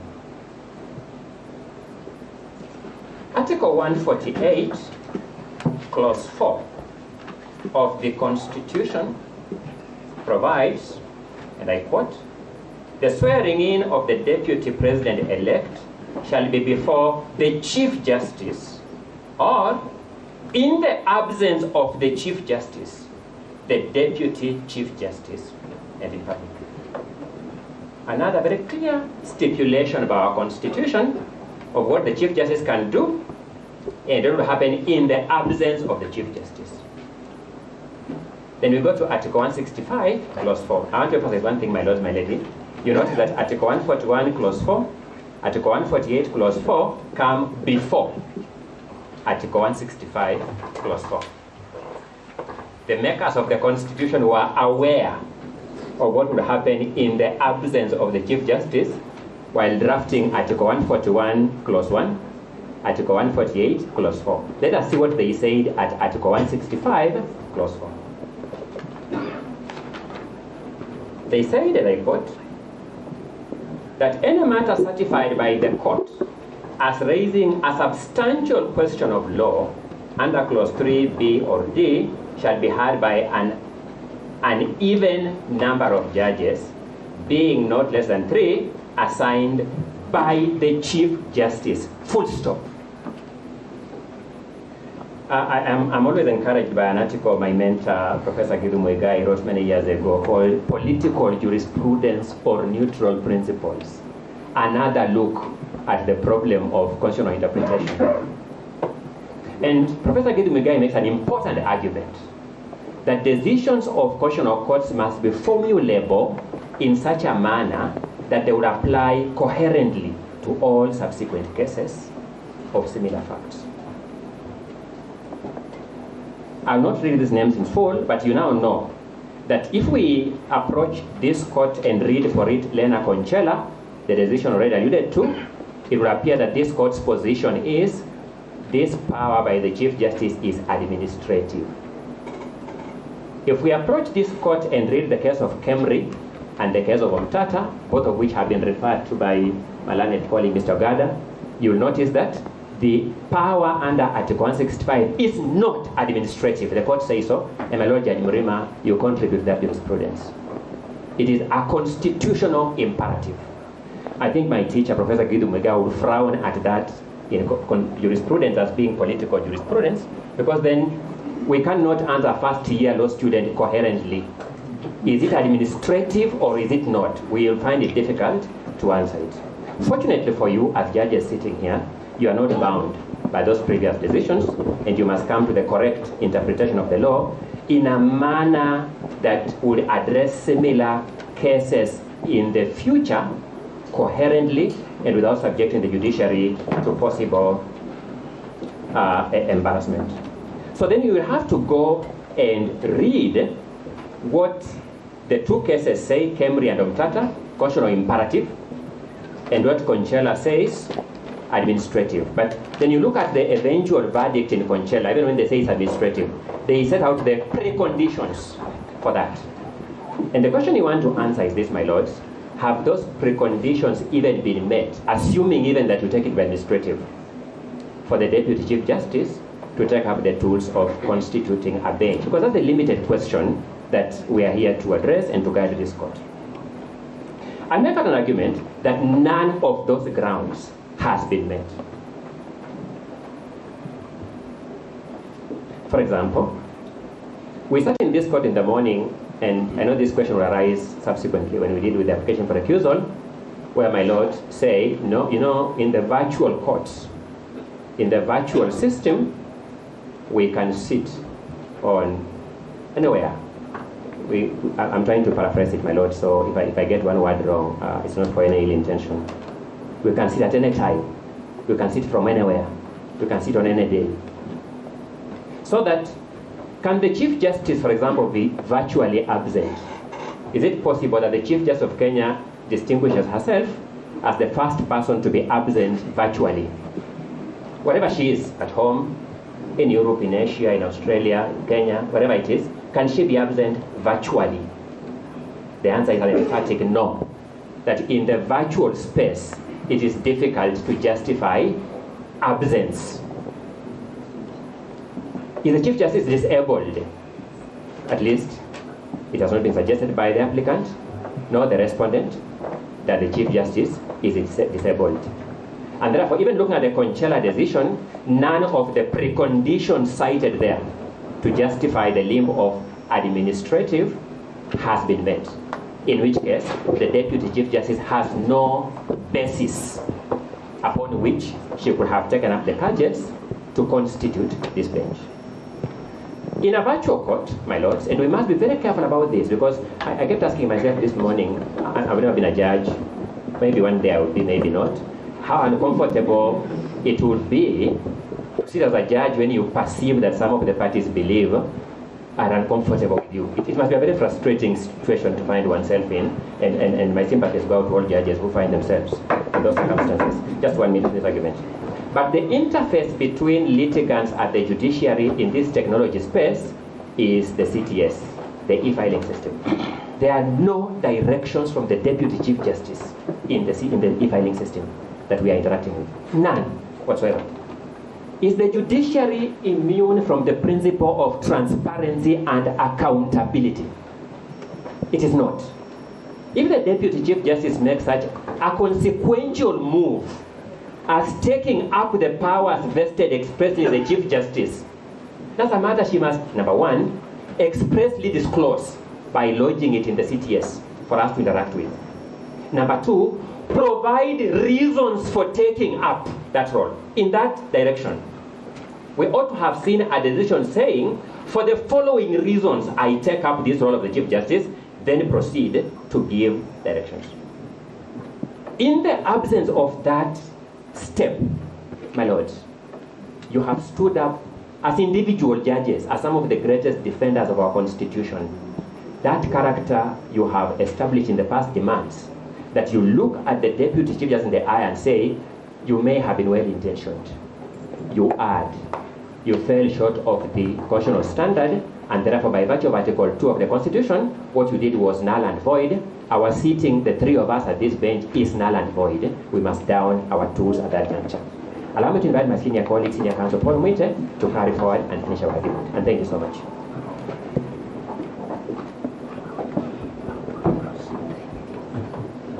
I will be very brief, my lords, your leadership.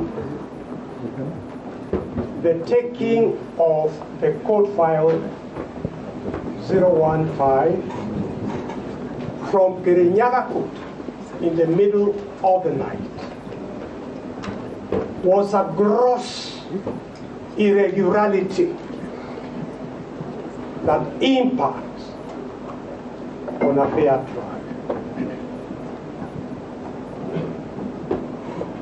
The bringing of that file in the middle of the night from Kerogoya,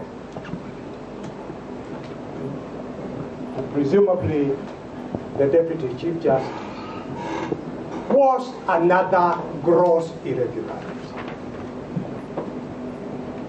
For the Deputy Chief Justice to have sat in the middle of the night on Friday, the 18th of October, was a gross irregularity. The absence of communication from the Office of the Deputy Chief Justice to the parties in 015 was a gross irregularity. For your lordships and your leadership to have sat as a court outside the prescribed court days on a Saturday was a gross irregularity.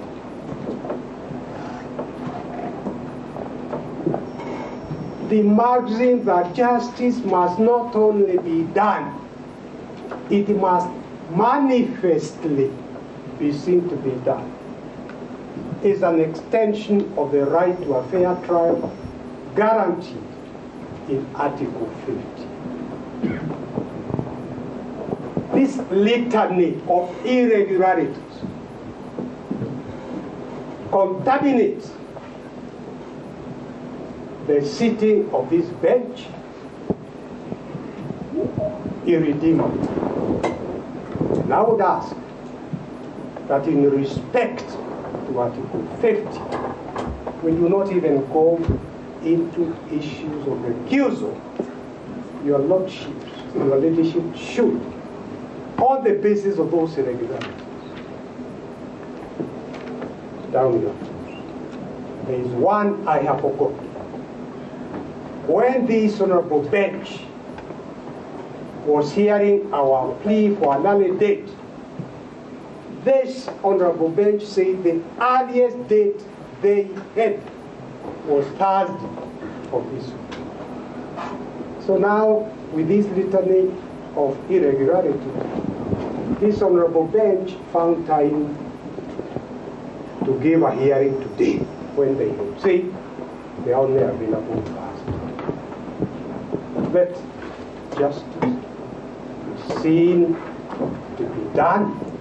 The only urgency that one is able to trace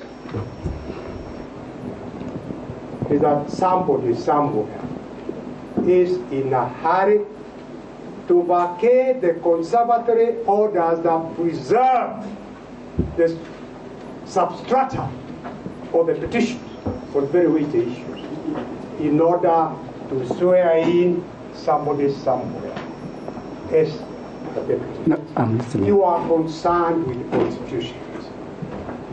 And permit me to point out with a lot of respect, my lords, your leadership, I have gone through these things during the radical surgery, and I doubt that we have seen the last of the radical surgery.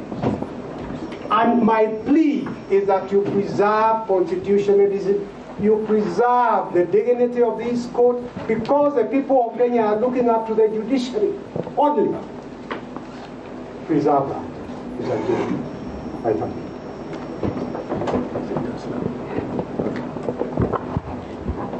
May it please you, presiding judge and members of your court, we thank you for the opportunity to reply as respondents.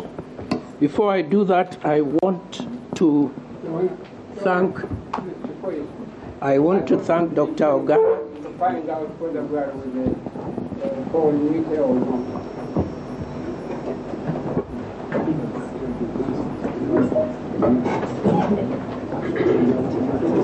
Yes, how many people are supporting the application?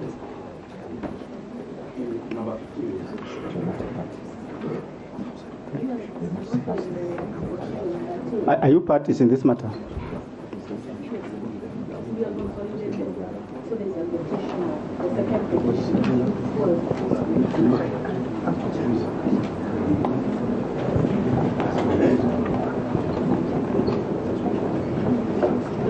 For the second petitioner, in support of the application. Your name? This is Kimoto Teresia Wanjiro from Tess Kimoto and Company Advocates. For the second petitioner. Yes. So, perhaps you're also allowed to submit or go to. Okay, thank you. So, the owner in support of the application and the fact of the matter and why we are in support of it is number one, as I said earlier, we were never served with those directions. And the fact that we were never served, this is proper procedure. That's any matter that is taken before the judge. All parties must be notified. We were never notified. So why we were never notified and I had to learn about this issue today, I do not know. That raises eyebrows. And from the petitioner's side of view is, will this bench be impartial? Or will we be hard? Because if directions are being taken, petition E013 of 2024 is part and parcel. In fact, it was consolidated. We have not been notified. Why? Number two, the issue of fair hearing, Article 50, has been repeated over and over again. Isn't this a violation of the second petitioner's right to fair hearing? In fact, some of these applications, I'm getting them now. Yet, I should have been served before. Why the hurry? Why the rush? Why am I supposed to be served right now in court and I'm told 5 minutes submit? What is in stake? Let us all get a fair hearing. And with these preliminaries that are coming up, one is meant to wonder, will we really get justice? Petition E013 2024 was filed before petition E014 and E015. Counsel, just for your information, those were your orders you got from Kegoya, where the petitions were consolidated. So that must have been your application before that court. Yes. So don't bring it here. Yes. But the issue is, even after it was brought here, it is being mentioned and we are not aware. So if a matter is going to be mentioned and we are not aware, then it only shows either the bench is ignoring us, or perhaps our petition has no merit, and why so, yet we have not submitted. Let us be given a chance, let us be given audience, even to reply to the issues that are being brought forward. And we cannot reply when standing right now. I need time, I need 1 hour, or 30 minutes or whatever, but I need time. So those are the issues why we are in support of this application. We feel that we are not being given a fair hearing. And the other issue that has been raised also, that the bench sat on a Saturday. We are not aware, we are learning right now. We know court operates Mondays to Friday, 8 a.m. to 5 p.m. This Saturday, when was this direction issued? Why were we not informed? So those are the bases why we are now joining hands. Though our petition has its own grounds, but then again, because of those issues, we feel if we don't raise these issues, then we might not get proper justice, because there are some people who of course are SDAs who are not able to sit on Saturday, who are not notified again, you know, those kind of issues. That's why we are wondering why the rush. Yes, maybe. We are on the application for empanelment. Yes.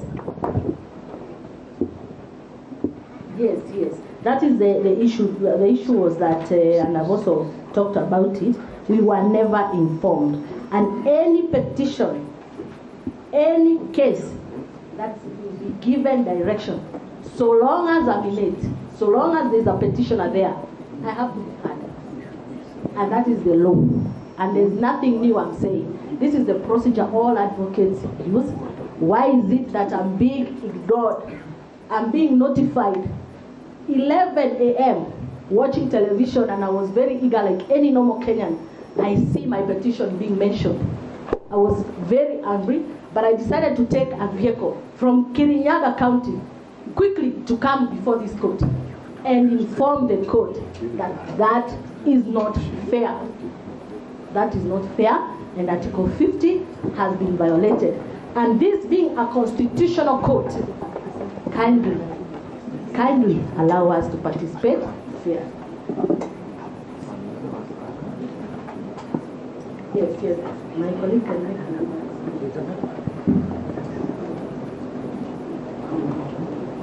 Your Lordship,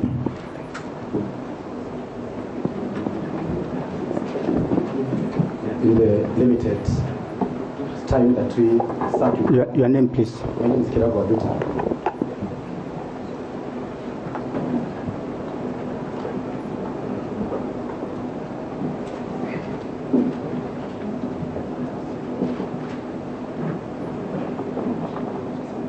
Within the limited time that we sat with my learned friend, Mrs. Kimotho, and despite all those challenges, we have come up with about 4 points which we request that we be allowed to submit on, since we may not have more time to file documents in support of the application. So kindly, my Lord, give me 5 minutes. Your Lordship, the powers that are given to the Chief Justice to empanel a bench, as submitted by my learned friends, is not a power that can be delegated. In constitutional classes, which we have the privilege to be tutored by senior counsel, Professor Gidu Muigai, he told us that there's a principle called delegatus non potest delegare. A delegate cannot delegate. So that the people of Kenya have delegated power to the Chief Justice to exercise that power. And the Constitution does not leave any room for delegation of that power. So now, we are before you, having been empaneled by a person who does not enjoy the people's power to empanel a bench. Lord, this is a jurisdictional question rather than an administrative question. And from the decisions which have been cited by my learned friends, Kemri, Okiom Tata, and the Conchela case, one thing you learn is that in Kemri and Okiom Tata, the court said this is a constitutional function and it cannot be delegated. When you go to the Conchela case, the court allowed or said that the Deputy Chief Justice could empanel a bench. Again, it went ahead and gave some conditions. I don't want to go through all that. But Your Lordship, what you learn again is that shortly after the Conchela decision was made, an appeal was filed in the Court of Appeal. And who filed the appeal? It is the National Assembly, who is a respondent today. It is the Senate, again, who is a respondent today, urging you to take a contrary position. What was the argument by the National Assembly and the Senate before the Court of Appeal? The argument was the Deputy Chief Justice cannot perform this function. And on the basis of that, kindly stay the proceedings before the High Court. I'm referring to Nairobi Court of Appeal, civil application, number E097 of 2021. So the Senate and the National Assembly went and argued before the Court of Appeal. Don't allow those proceedings to go on before the High Court, because that bench, a 5-judge bench, is appointed by a person who does not have the authority to appoint. And the Court of Appeal considered that application. In the ruling, the court agreed with the National Assembly and the Senate.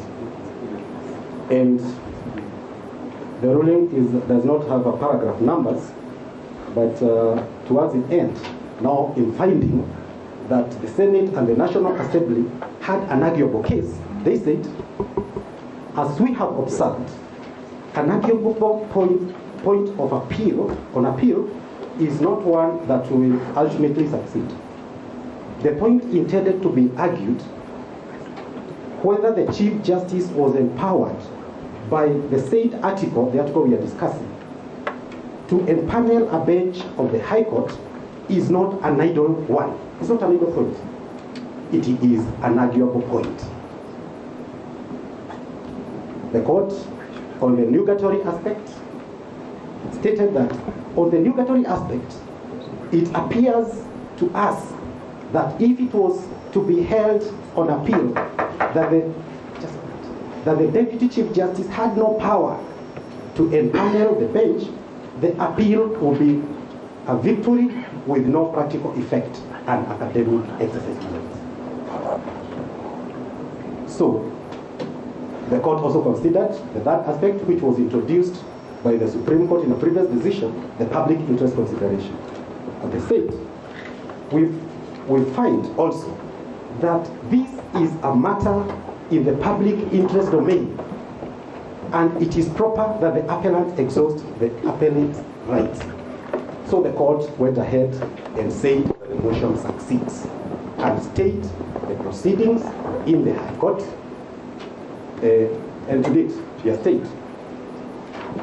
And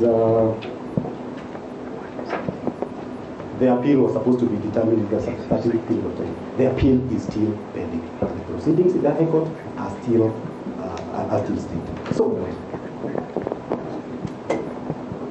you are at the place where the 5-judge bench found itself. It made a determination, it was stayed.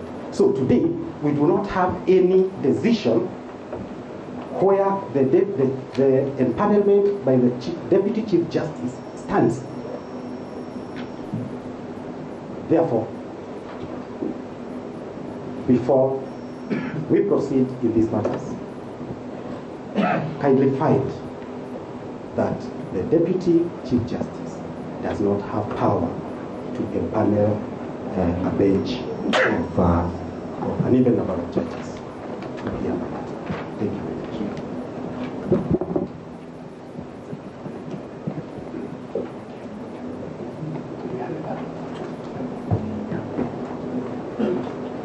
Your Lordship and my lady, good evening, please.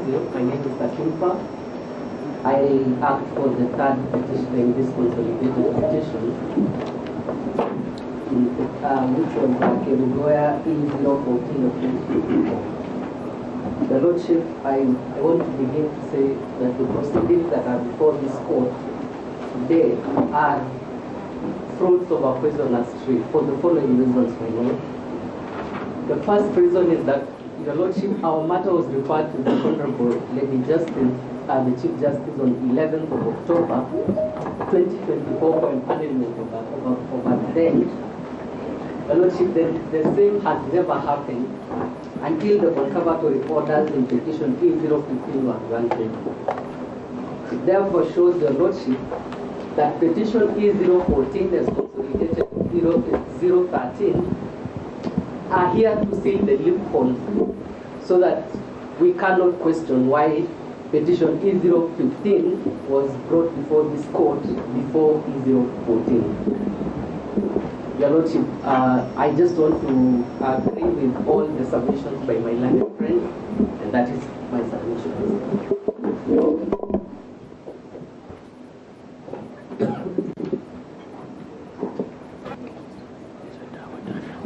Can now address the point. Thank you.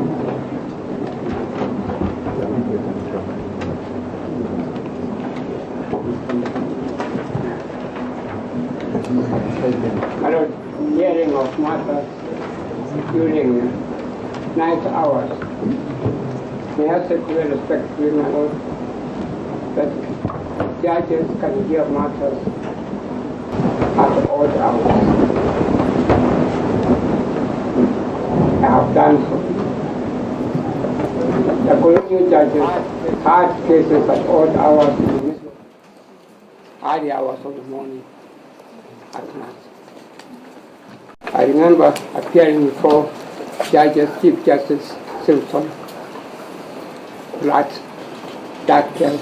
Sergeant Witt. These would be cases with simple matters, like individuals who want bail at night because probably they have been in the bar, they have drunk a lot, and they want bail. You would rush to a judge's home or the Chief Justice's home, and he would grant bail. It's a beautiful custom, beautiful practice, and I invite you very respectfully, my lord, that you endorse it in your ruling. It gave justice to people. It was a good practice. Instances like in Mombasa, Your Honor, you would have foreigners who have had children, still minors, with our local girls, and they want now to fly out with these little children at odd hours. They want to get to the ships at odd hours, and you would rush to a judge at night, and he would give you an order, and you go and stop it. During those days, Your Honor, something that I don't see these days, I wish it could be reinstated. You would have names of the judges in publications, like telephone directories. Their telephone numbers would be there. You would know where they live. You would rush to a judge's home because you know where he lives and so on, and he would grant you orders. We no longer have that type of thing at all. I wish it could be reinstated. It was helpful. It handed down justice to the court.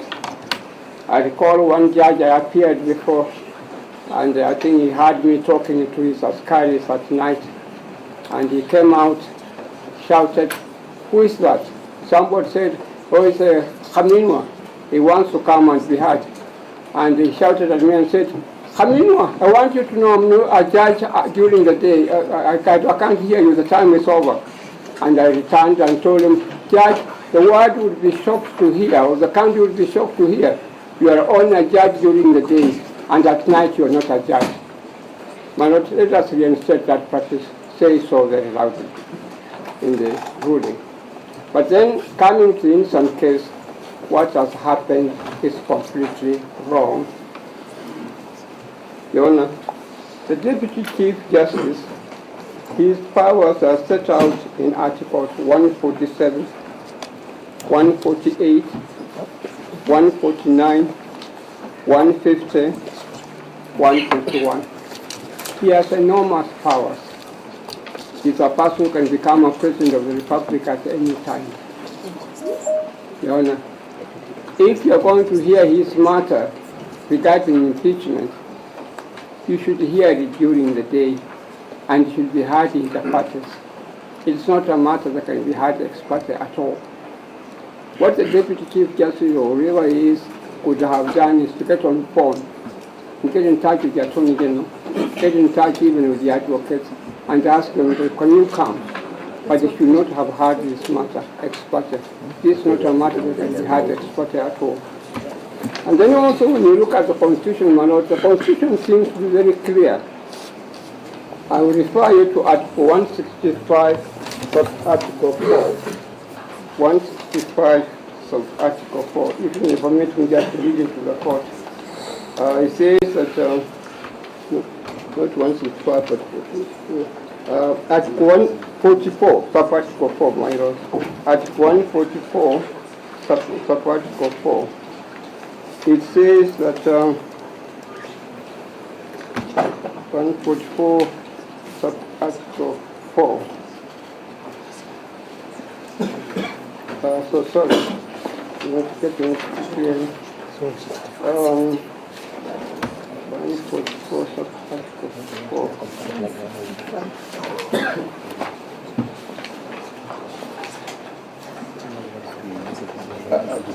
Yeah, if you look at that 144 sub-Article 4, 144 sub-Article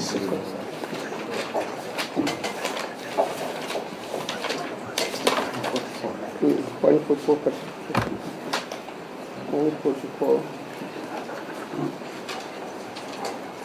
Yeah. Thank you very much. If the Chief Justice is unable to appoint a tribunal under Clause 3, the Deputy Chief Justice shall appoint such a tribunal. So you see very clearly, Your Honor, where the Deputy Chief Justice can act, it is set out in the Constitution very clearly. Now, in this particular case, it is not set out in the Constitution regarding impeachment. It does not confer power on the Deputy Chief Justice at all. If I may also refer your Lordship to impeachment provisions relating to the Deputy Chief Justice, Article 144, Article 145, Article 150, Article 1B. Those provisions are expressed. Now, the next thing I may wish to deal with is, if you could look at Article 165, sub-Article 4, 165, sub-Article 4. 165, sub-Article 4. It says that any matter certified by the court as raising a substantial question of law under Clause 3, B or D shall be heard by an even number of judges, being not less than 3, assigned to the Chief Justice. Now, before the Chief Justice appoints the 3 judges, he takes into account a number of things, my lords. He will take into account the experience of the judge that he is appointing. He will take into account things like whether it would probably bring a conflict of interest. He would take into account whether there would be objections from certain individuals and so on for him not to take to do that at all. He takes into account a lot of things. It's not just an exercise where he writes down the names of judges immediately. He takes into account a lot of things before he appoints one and so on. Now, in this particular case, Your Honor, this will not have, it's not power that can be delegated to the Deputy Chief Justice at all. It is specifically and expressly delegated to the Chief Justice. But with the new technology we have, even if the Chief Justice happens to be out of the country, there's nothing that stops an individual or the registrar from getting in touch with her and explaining to her that, look, we have got this matter coming up. There is the issue of appointing 3 judges to hear. Can we have your views? And she would probably say that, look, why don't you have so-and-so, so-and-so, so-and-so, so-and-so? And she would actually assign the judges to hear such matters. I would emphasize, and I also say to myself with my friends, that there has been a miscarriage of justice.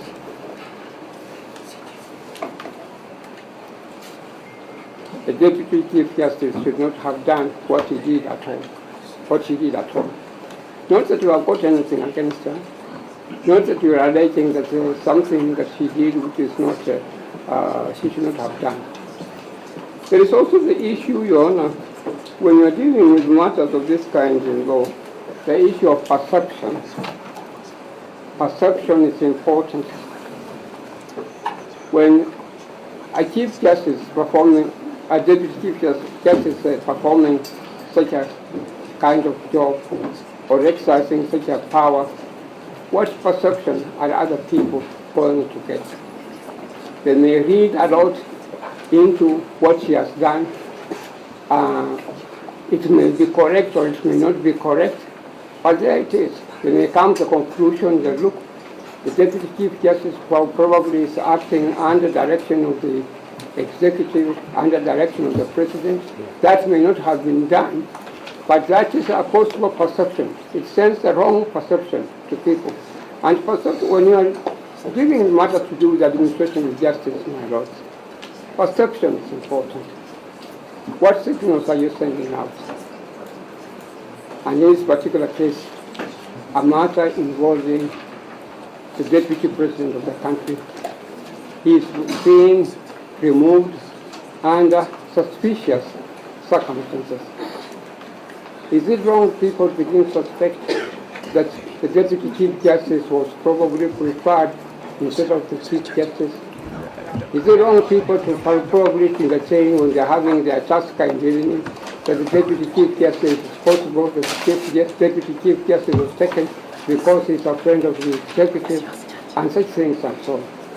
So to make sure that we do not have such allegations, we stick to the law. We stick to the Constitution. So I emphasize, before I sit down, that what has happened is wrong, must be condemned, and we should uphold the submissions of my able-learned friends. There is a word somewhere, I think in the Constitution, that the Deputy Chief Justice may perform functions or duties of the Chief Justice in her absence. Clearly, that refers to cases where the Chief Justice may be relieved or the Chief Justice may be sick or the Chief Justice maybe is involved in something that is cannot enable her to perform the work and so on. Now in this particular case, nobody has alleged that the Chief Justice was unaware. Nobody has alleged that the Chief Justice on leave. And nobody was alleged anything that made it impossible for the Chief Justice not to carry out her duties at all. Again, I emphasize before I sit down, Your Honor, removal of the Deputy President has shocked everybody. And it's something that is making a number of Kenyans entertain also for interesting things and so on. Yesterday, I think it was on Sunday, was when I was sitting in my house, I decided to listen to the word of God on TV, and I'll sit down very shortly. I decided to listen to the word of God from a lady preacher, and she was saying that, look, what's going on now? God no longer has any confidence in the current government. Now, you can't blame her. When such things were happening, you can't blame her to have come to the conclusion that the Almighty God and Lord Jesus Christ no longer supports the current government because of such things and so on. I urge you very respectfully, my Lord, that you uphold submissions of my learned friend, Mr. Kibe, and his care colleagues. They are able submissions, and which is the number one. Thank you. May it please the court, we will try on the side of the respondents to be precise and concise.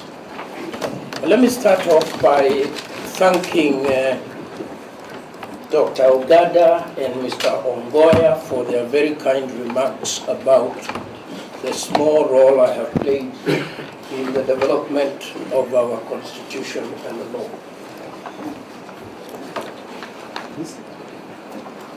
Thank you very much.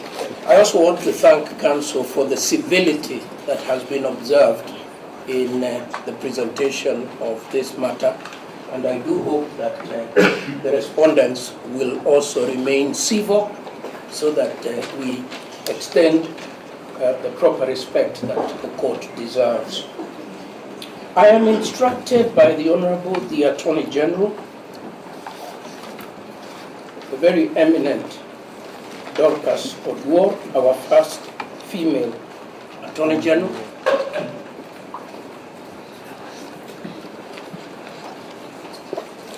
and she instructs me to inform the court that she is here because Article 156, sub-article 6, enjoins the Attorney General to promote, protect, and uphold the rule of law and to defend the public interest.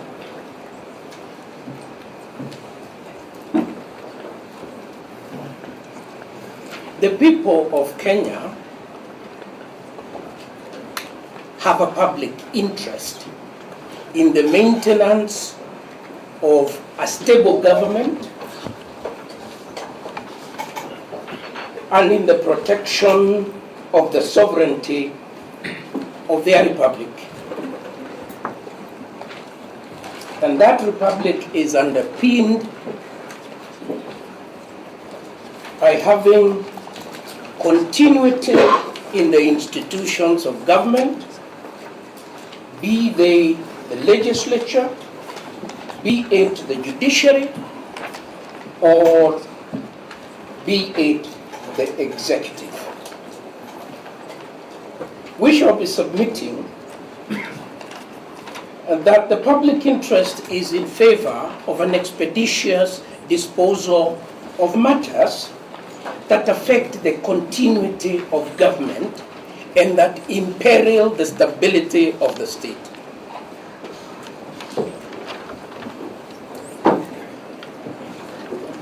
And that human rights are not only accorded to individual applicants, they are also accorded to the collectivity called Kenya.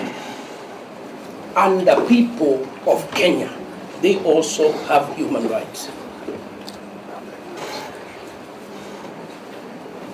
I agree with my learned friend, Mr. Ongoya, who is a very eminent constitutional jurist and a practitioner of the constitutional law. I agree with him when he says the Constitution 2010 in many ways is transformative, has introduced more versatility in the protection of human rights. That is true. I also agree with him when he says that the Constitution must be construed in a manner to give full effect and protection to the rule of law and to human rights. But I further submit this, that the Constitution too must be interpreted so as not to create an absurdity. The Constitution must be construed so as not to create an absurdity or to put it in conflict with itself. What is the purpose of the Constitution? To establish the state. What is its further purpose? To provide for democratic government and to protect the rule of law and to protect human rights. These are not in contradistinction. These are not at war with each other. A stable government, a sovereign people, and human rights are not in conflict with each other. They are in harmony. It is the work of the court to interpret in order to create that harmony.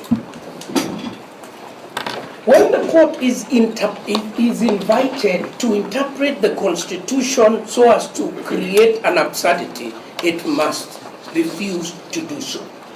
This afternoon, you are being invited to interpret the Constitution to create an absurdity. Why is it an absurdity? The Deputy Chief Justice of the Republic of Kenya can swear in the President of the Republic of Kenya into office. What a huge power. What a huge authority. The Deputy Chief Justice of the Republic of Kenya can empanel a panel of judges, can appoint a tribunal to remove the president from office. What a huge responsibility. What huge authority. But wait a minute.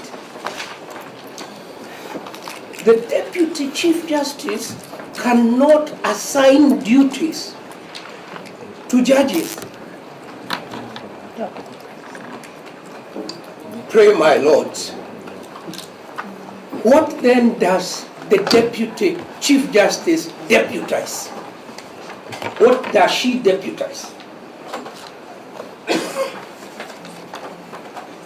In many jurisdictions, like those referred to by the distinguished counsel on the other side, in many jurisdictions, including the United States, there is no office of Deputy Chief Justice. In the Supreme Court of the United States, there is the Chief Justice and Associate Justices. In Kenya, the drafters of our Constitution, and if I may say so myself with a bit of humility, I was one of the draftsmen.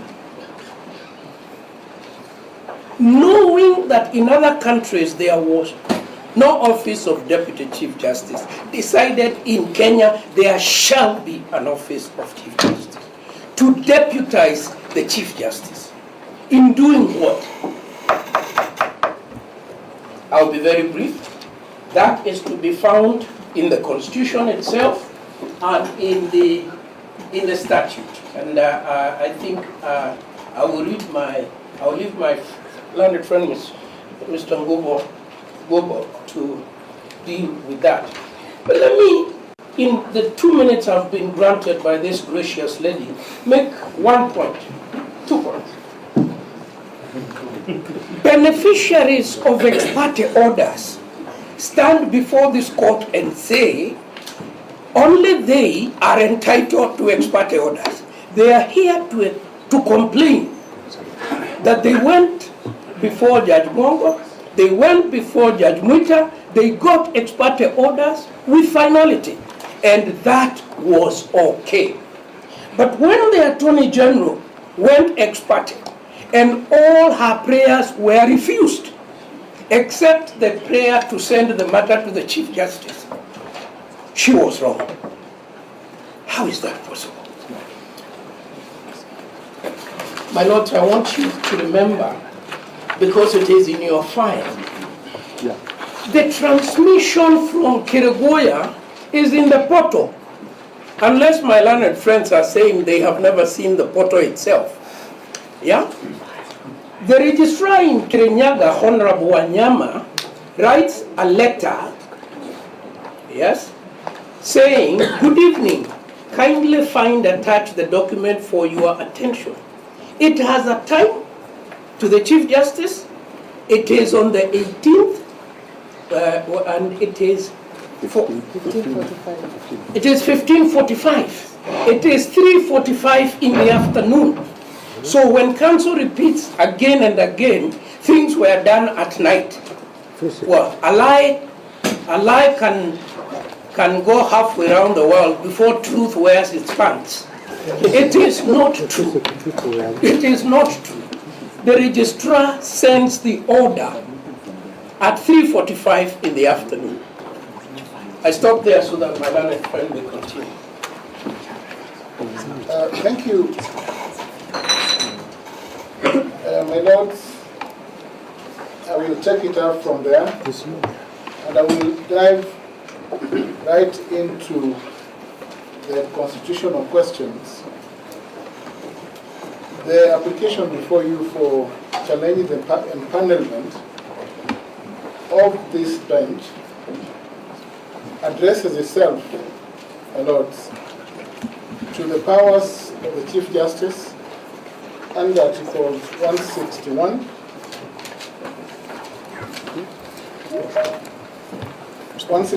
2A and B, that establishes the office of the Chief Justice as head of the judiciary and of the Deputy Chief Justice as the deputy head of the judiciary. And conversely, my lords, to Articles 163, 1B, that again provides that the Deputy Chief Justice shall deputize the Chief Justice and be the Vice President of the Supreme Court.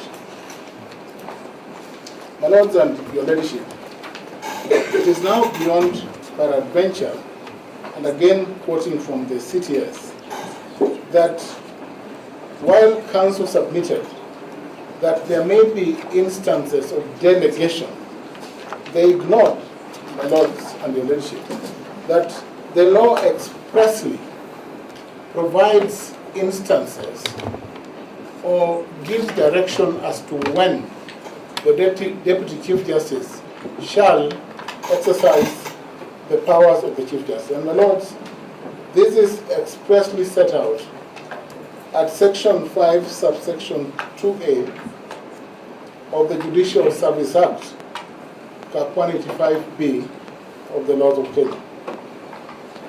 The Judicial Service Act expressly provides, my lords, that the Chief Justice can deputize, or the Deputy Chief Justice will exercise the powers of the Chief Justice in the absence of the Chief Justice.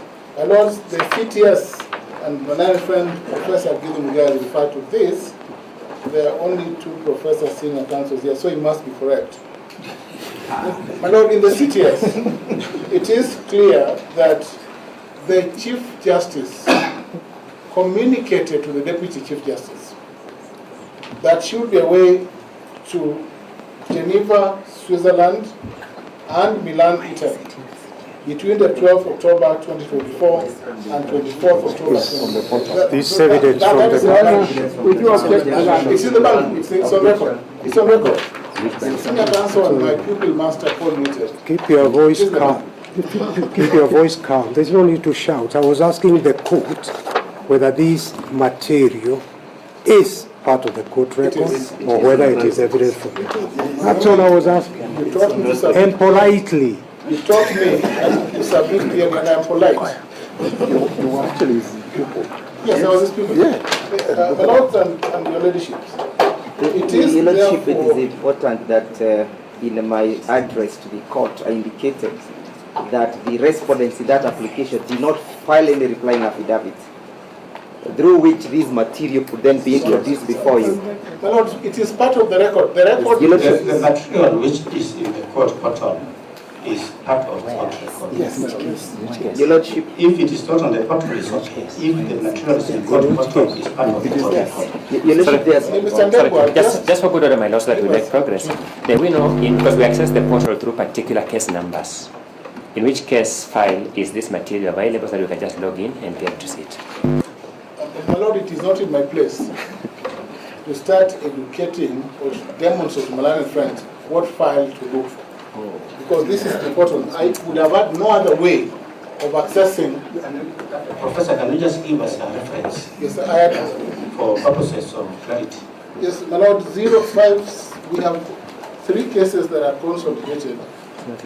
We have accessed the portal in E015 of 2024, a transmission from Claire Wanyama, and E014 as consolidated. We have this material and they're aware of it.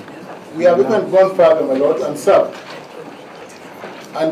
or passed on the communication to my landlord. It is in the public domain, my lord. We could not have secured this communication anywhere else.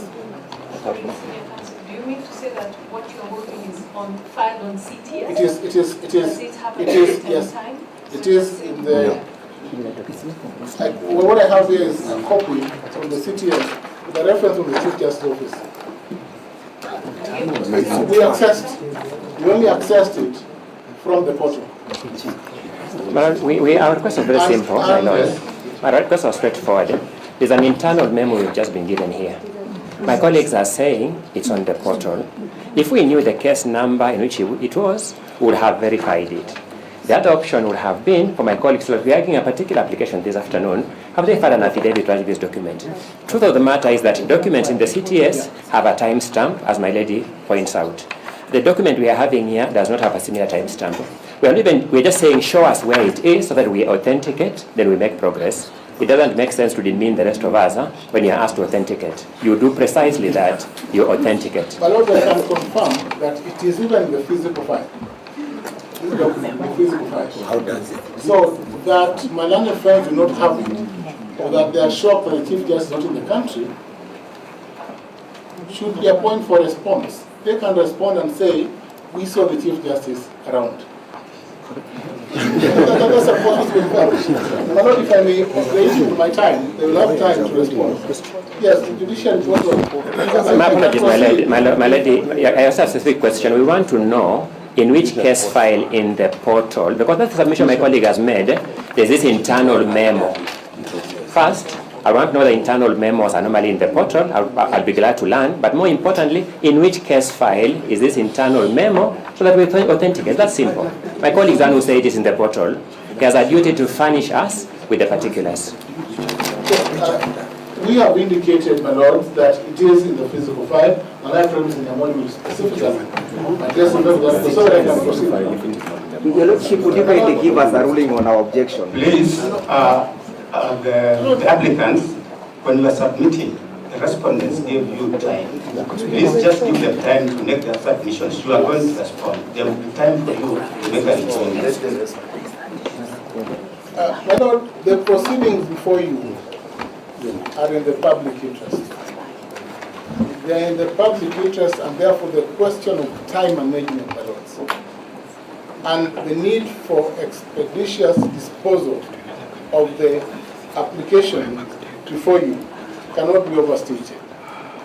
My lords and your lordships, time and again, my learned friends have submitted that whereas this court can sit at odd hours where it receives an application, that in matters as mundane as the current matter before you, that this court should have had this matter in the course of the day. Of course, no doubt, my lord, this court has moved to the electronic age where matters are transmitted through mail and through other forms. My lord, but most fundamentally, we are here to challenge ex parte orders, not inter parte orders, not orders given inter partes. And my learned friends therefore cannot speak from both sides of the mouth that where you are dealing with matters of the impeachment of the deputy president, such as this, that ex parte orders cannot be issued, yet they obtained ex parte orders that necessitated the filing of the application before you. My lord, what we are dealing with here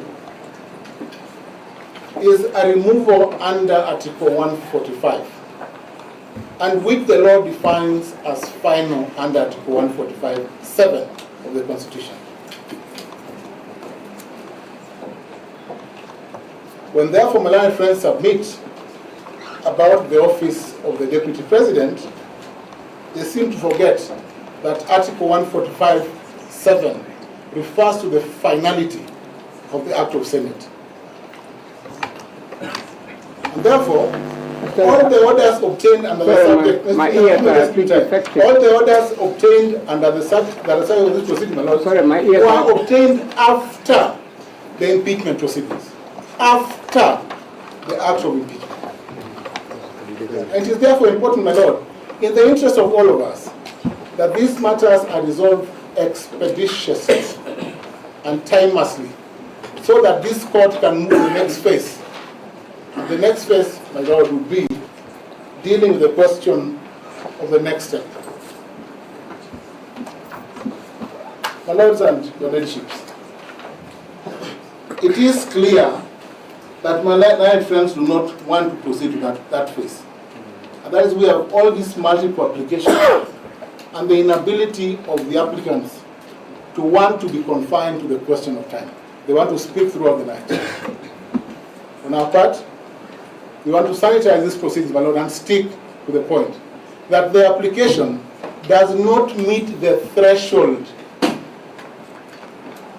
set out for recusal, because recusal is also a prayer in this. They have advanced no reason at all to want this court to recuse itself or to find that it was not empaneled in line with Article 161, 163, 52A of the Judicial Act. You opine, my lords, that this bench was properly constituted by the Deputy Chief Justice, exercising powers donated to her by the Chief Justice, unless they say that there's another Chief Justice. Thank you.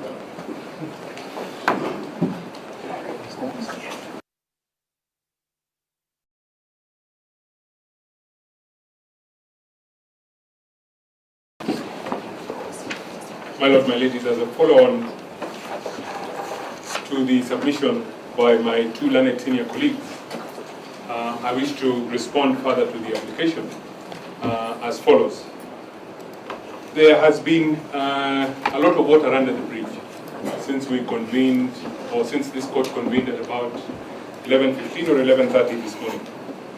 But as I am no doubt members of the court will be able to quickly figure out, the single issue that is before you is a challenge as to the regularity of this of the referral of the 3 or 4 matters to this bench by the Honourable the Deputy Chief Justice, the Honourable the Deputy Chief Justice of the Republic of Kenya. And I wish to commence my response to that objection by saying as follows. The Chief Justice occupies 3 distinct constitutional offices. 3 separate and distinct constitutional offices. First, the Chief Justice, by dint of Article 161, Sub-Article 2A of the Constitution of this Republic, is the head of the judiciary. By dint of Article 163(1, the Chief Justice is the President of the Supreme Court. And by dint of Article 248, Sub-Article 2E, the Chief Justice is the chairperson of a constitutional commission established under Chapter 15 called the Judicial Service Commission. Members of the court, I wish to take just a moment to demonstrate how the Chief Justice is deputized in these 3 distinct constitutional offices. In respect of her capacity as the President of the Supreme Court, Article 163, Sub-Article 1B is clear that the Chief Justice shall be the President of the Supreme Court, A, and that B, the Deputy Chief Justice shall deputize for the Chief Justice and shall be the Vice President of the Court. That is the first constitutional office. The second constitutional office is the head of the judiciary, and I will come back to Article 161 in a moment. Suffice it to say that it is in Article 161, Sub-Article 2, that the office of the Chief Justice is established. And Article 161, Sub-Article 2 states as follows: there is established the office of the Chief Justice, who shall be the head of the judiciary. I will come back substantively to 2B in a moment. But it is important that for the purposes of the commission established under Article 248, Sub-Article 2E, the Deputy Chief Justice is then not the Vice Chairperson of that commission. In the Judicial Service Commission, the DCJ does not deputize the Chief Justice. Now, it is our position for the respondents that the function that the Chief Justice exercises under Article 165, Subarticle 4 is the function set out in Article 161, Subarticle 2A. That is not the President of the Supreme Court, that is not the chairperson of the Judicial Service Commission, but that function is exercised by the Chief Justice in her capacity as the head of the judiciary.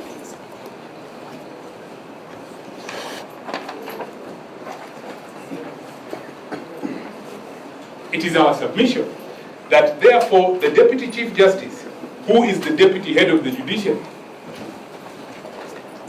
by dint of Article 161, Subarticle 2B, can exercise the functions of the Chief Justice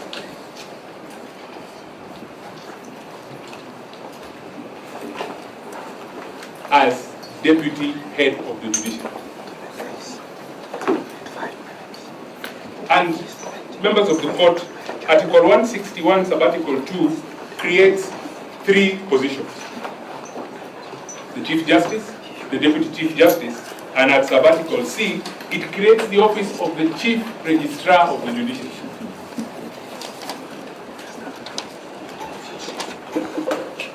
Now, the Chief Registrar of the Judiciary doesn't deputize the Deputy Chief Justice, but the Deputy Chief Justice deputizes the Chief Justice. That does not require any interpretation. That is really comprehension as a matter of English. It is then for the Deputy Chief Justice, in instances where the Chief Justice is unable to act as the head of the judiciary, the Deputy Chief Justice can then perform that function. Members of the court, I submit that the decision in Lina Conchela is good law. And the facts in Lina Conchela are important. When you retire to consider your decision in this matter, you will note that the only respondent in Lina Conchela was the Chief Justice. The only respondent in Lina Conchela was the Chief Justice.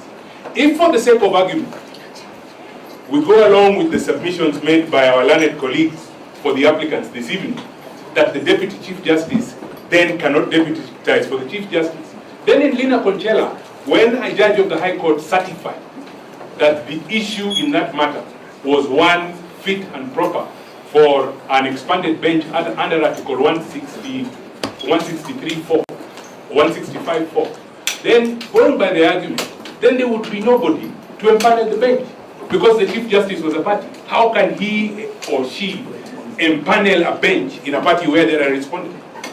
That is the absurdity in the argument by the other side.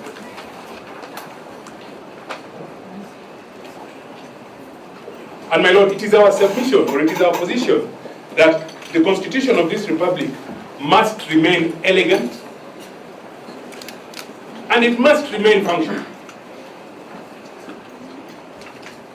Interpretations such as the one urged by my learned colleagues for the applicants, that would lead to that sort of an absurdity, should be rejected by the court.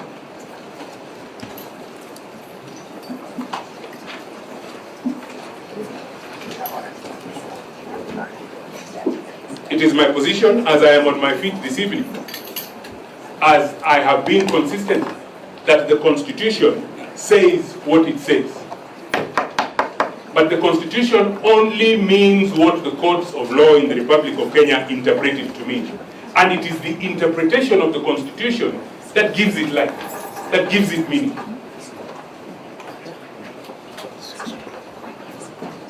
And, my lord, my lady, it is therefore my submission that it is a proper interpretation of the Constitution, flowing from the express provisions of Article 161, Subarticle 2A and B, that your empanelment was regular. As I take my seat, I wish to submit that I am in no doubt that as you sit as the 3 judges presiding over this matter this evening, you have no doubt as to the regularity of your empanelment. Because if you did, and flowing from the accolades that have been heaped upon you by learned counsel for the applicants, then you would not touch this file. there are other files that are equally urgent, that deal with the same issue, that have been brought to your attention this morning, this afternoon, and maybe again this evening, where you have said, in the absence of that direction, under Article 165, Sub-Article 4, you are unable to deal with those matters. So, my lord, my ladies, being satisfied, or you being satisfied with the regularity of your empanelment, this application is for dismissal. And I must add, with costs,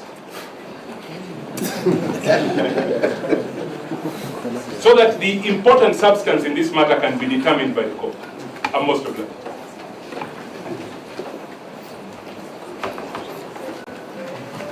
My lords, my lady, permit me to just conclude with giving a bit of a context in the Coachella matter. I'll not go into explaining anything because, my lords and my lady, the decision speaks for itself. The decision is a decision of 5 judges of the High Court. In particular, my lords and my lady, paragraph 97 is instructive. 97B in particular, if I may, reads that the exercise of powers under Article 165(4) of the Constitution, though constitutionally underpinned, is administrative in nature. They go on to add that being administrative in nature, the said mandate can be exercised by the Deputy Chief Justice when the Chief Justice is absent, when necessary, or if for good reason the Chief Justice is unable to exercise the mandate. At D, they conclude that in the present circumstances, the rule against bias and the rule that no person shall be adjudged in their own cause dictates that the Chief Justice, being the main respondent in the instance petition, could not assign judges to hear the petition. My lords and my lady, that is the absurdity that learned senior counsel, Professor Guido Bugai, was talking about. Check it a step further. Is it therefore their case that if, as contemplated by their lordships in that matter, if for one reason or the other, the Honorable Chief Justice is unable to perform the functions of that office, is it therefore their case that no matter that requires constitution of a bench will be heard or determined? That certainly would be an absurdity that the law would not have contemplated. That said, my lords and my lady, one of the things that will play out by close of business these submissions is that our learned friends from the other side have very deliberately taken to concealing what would otherwise be material information before this court. I say that for 2 primary reasons. I want my lords and my lady to make reference to their own application, to the grounds supporting the application.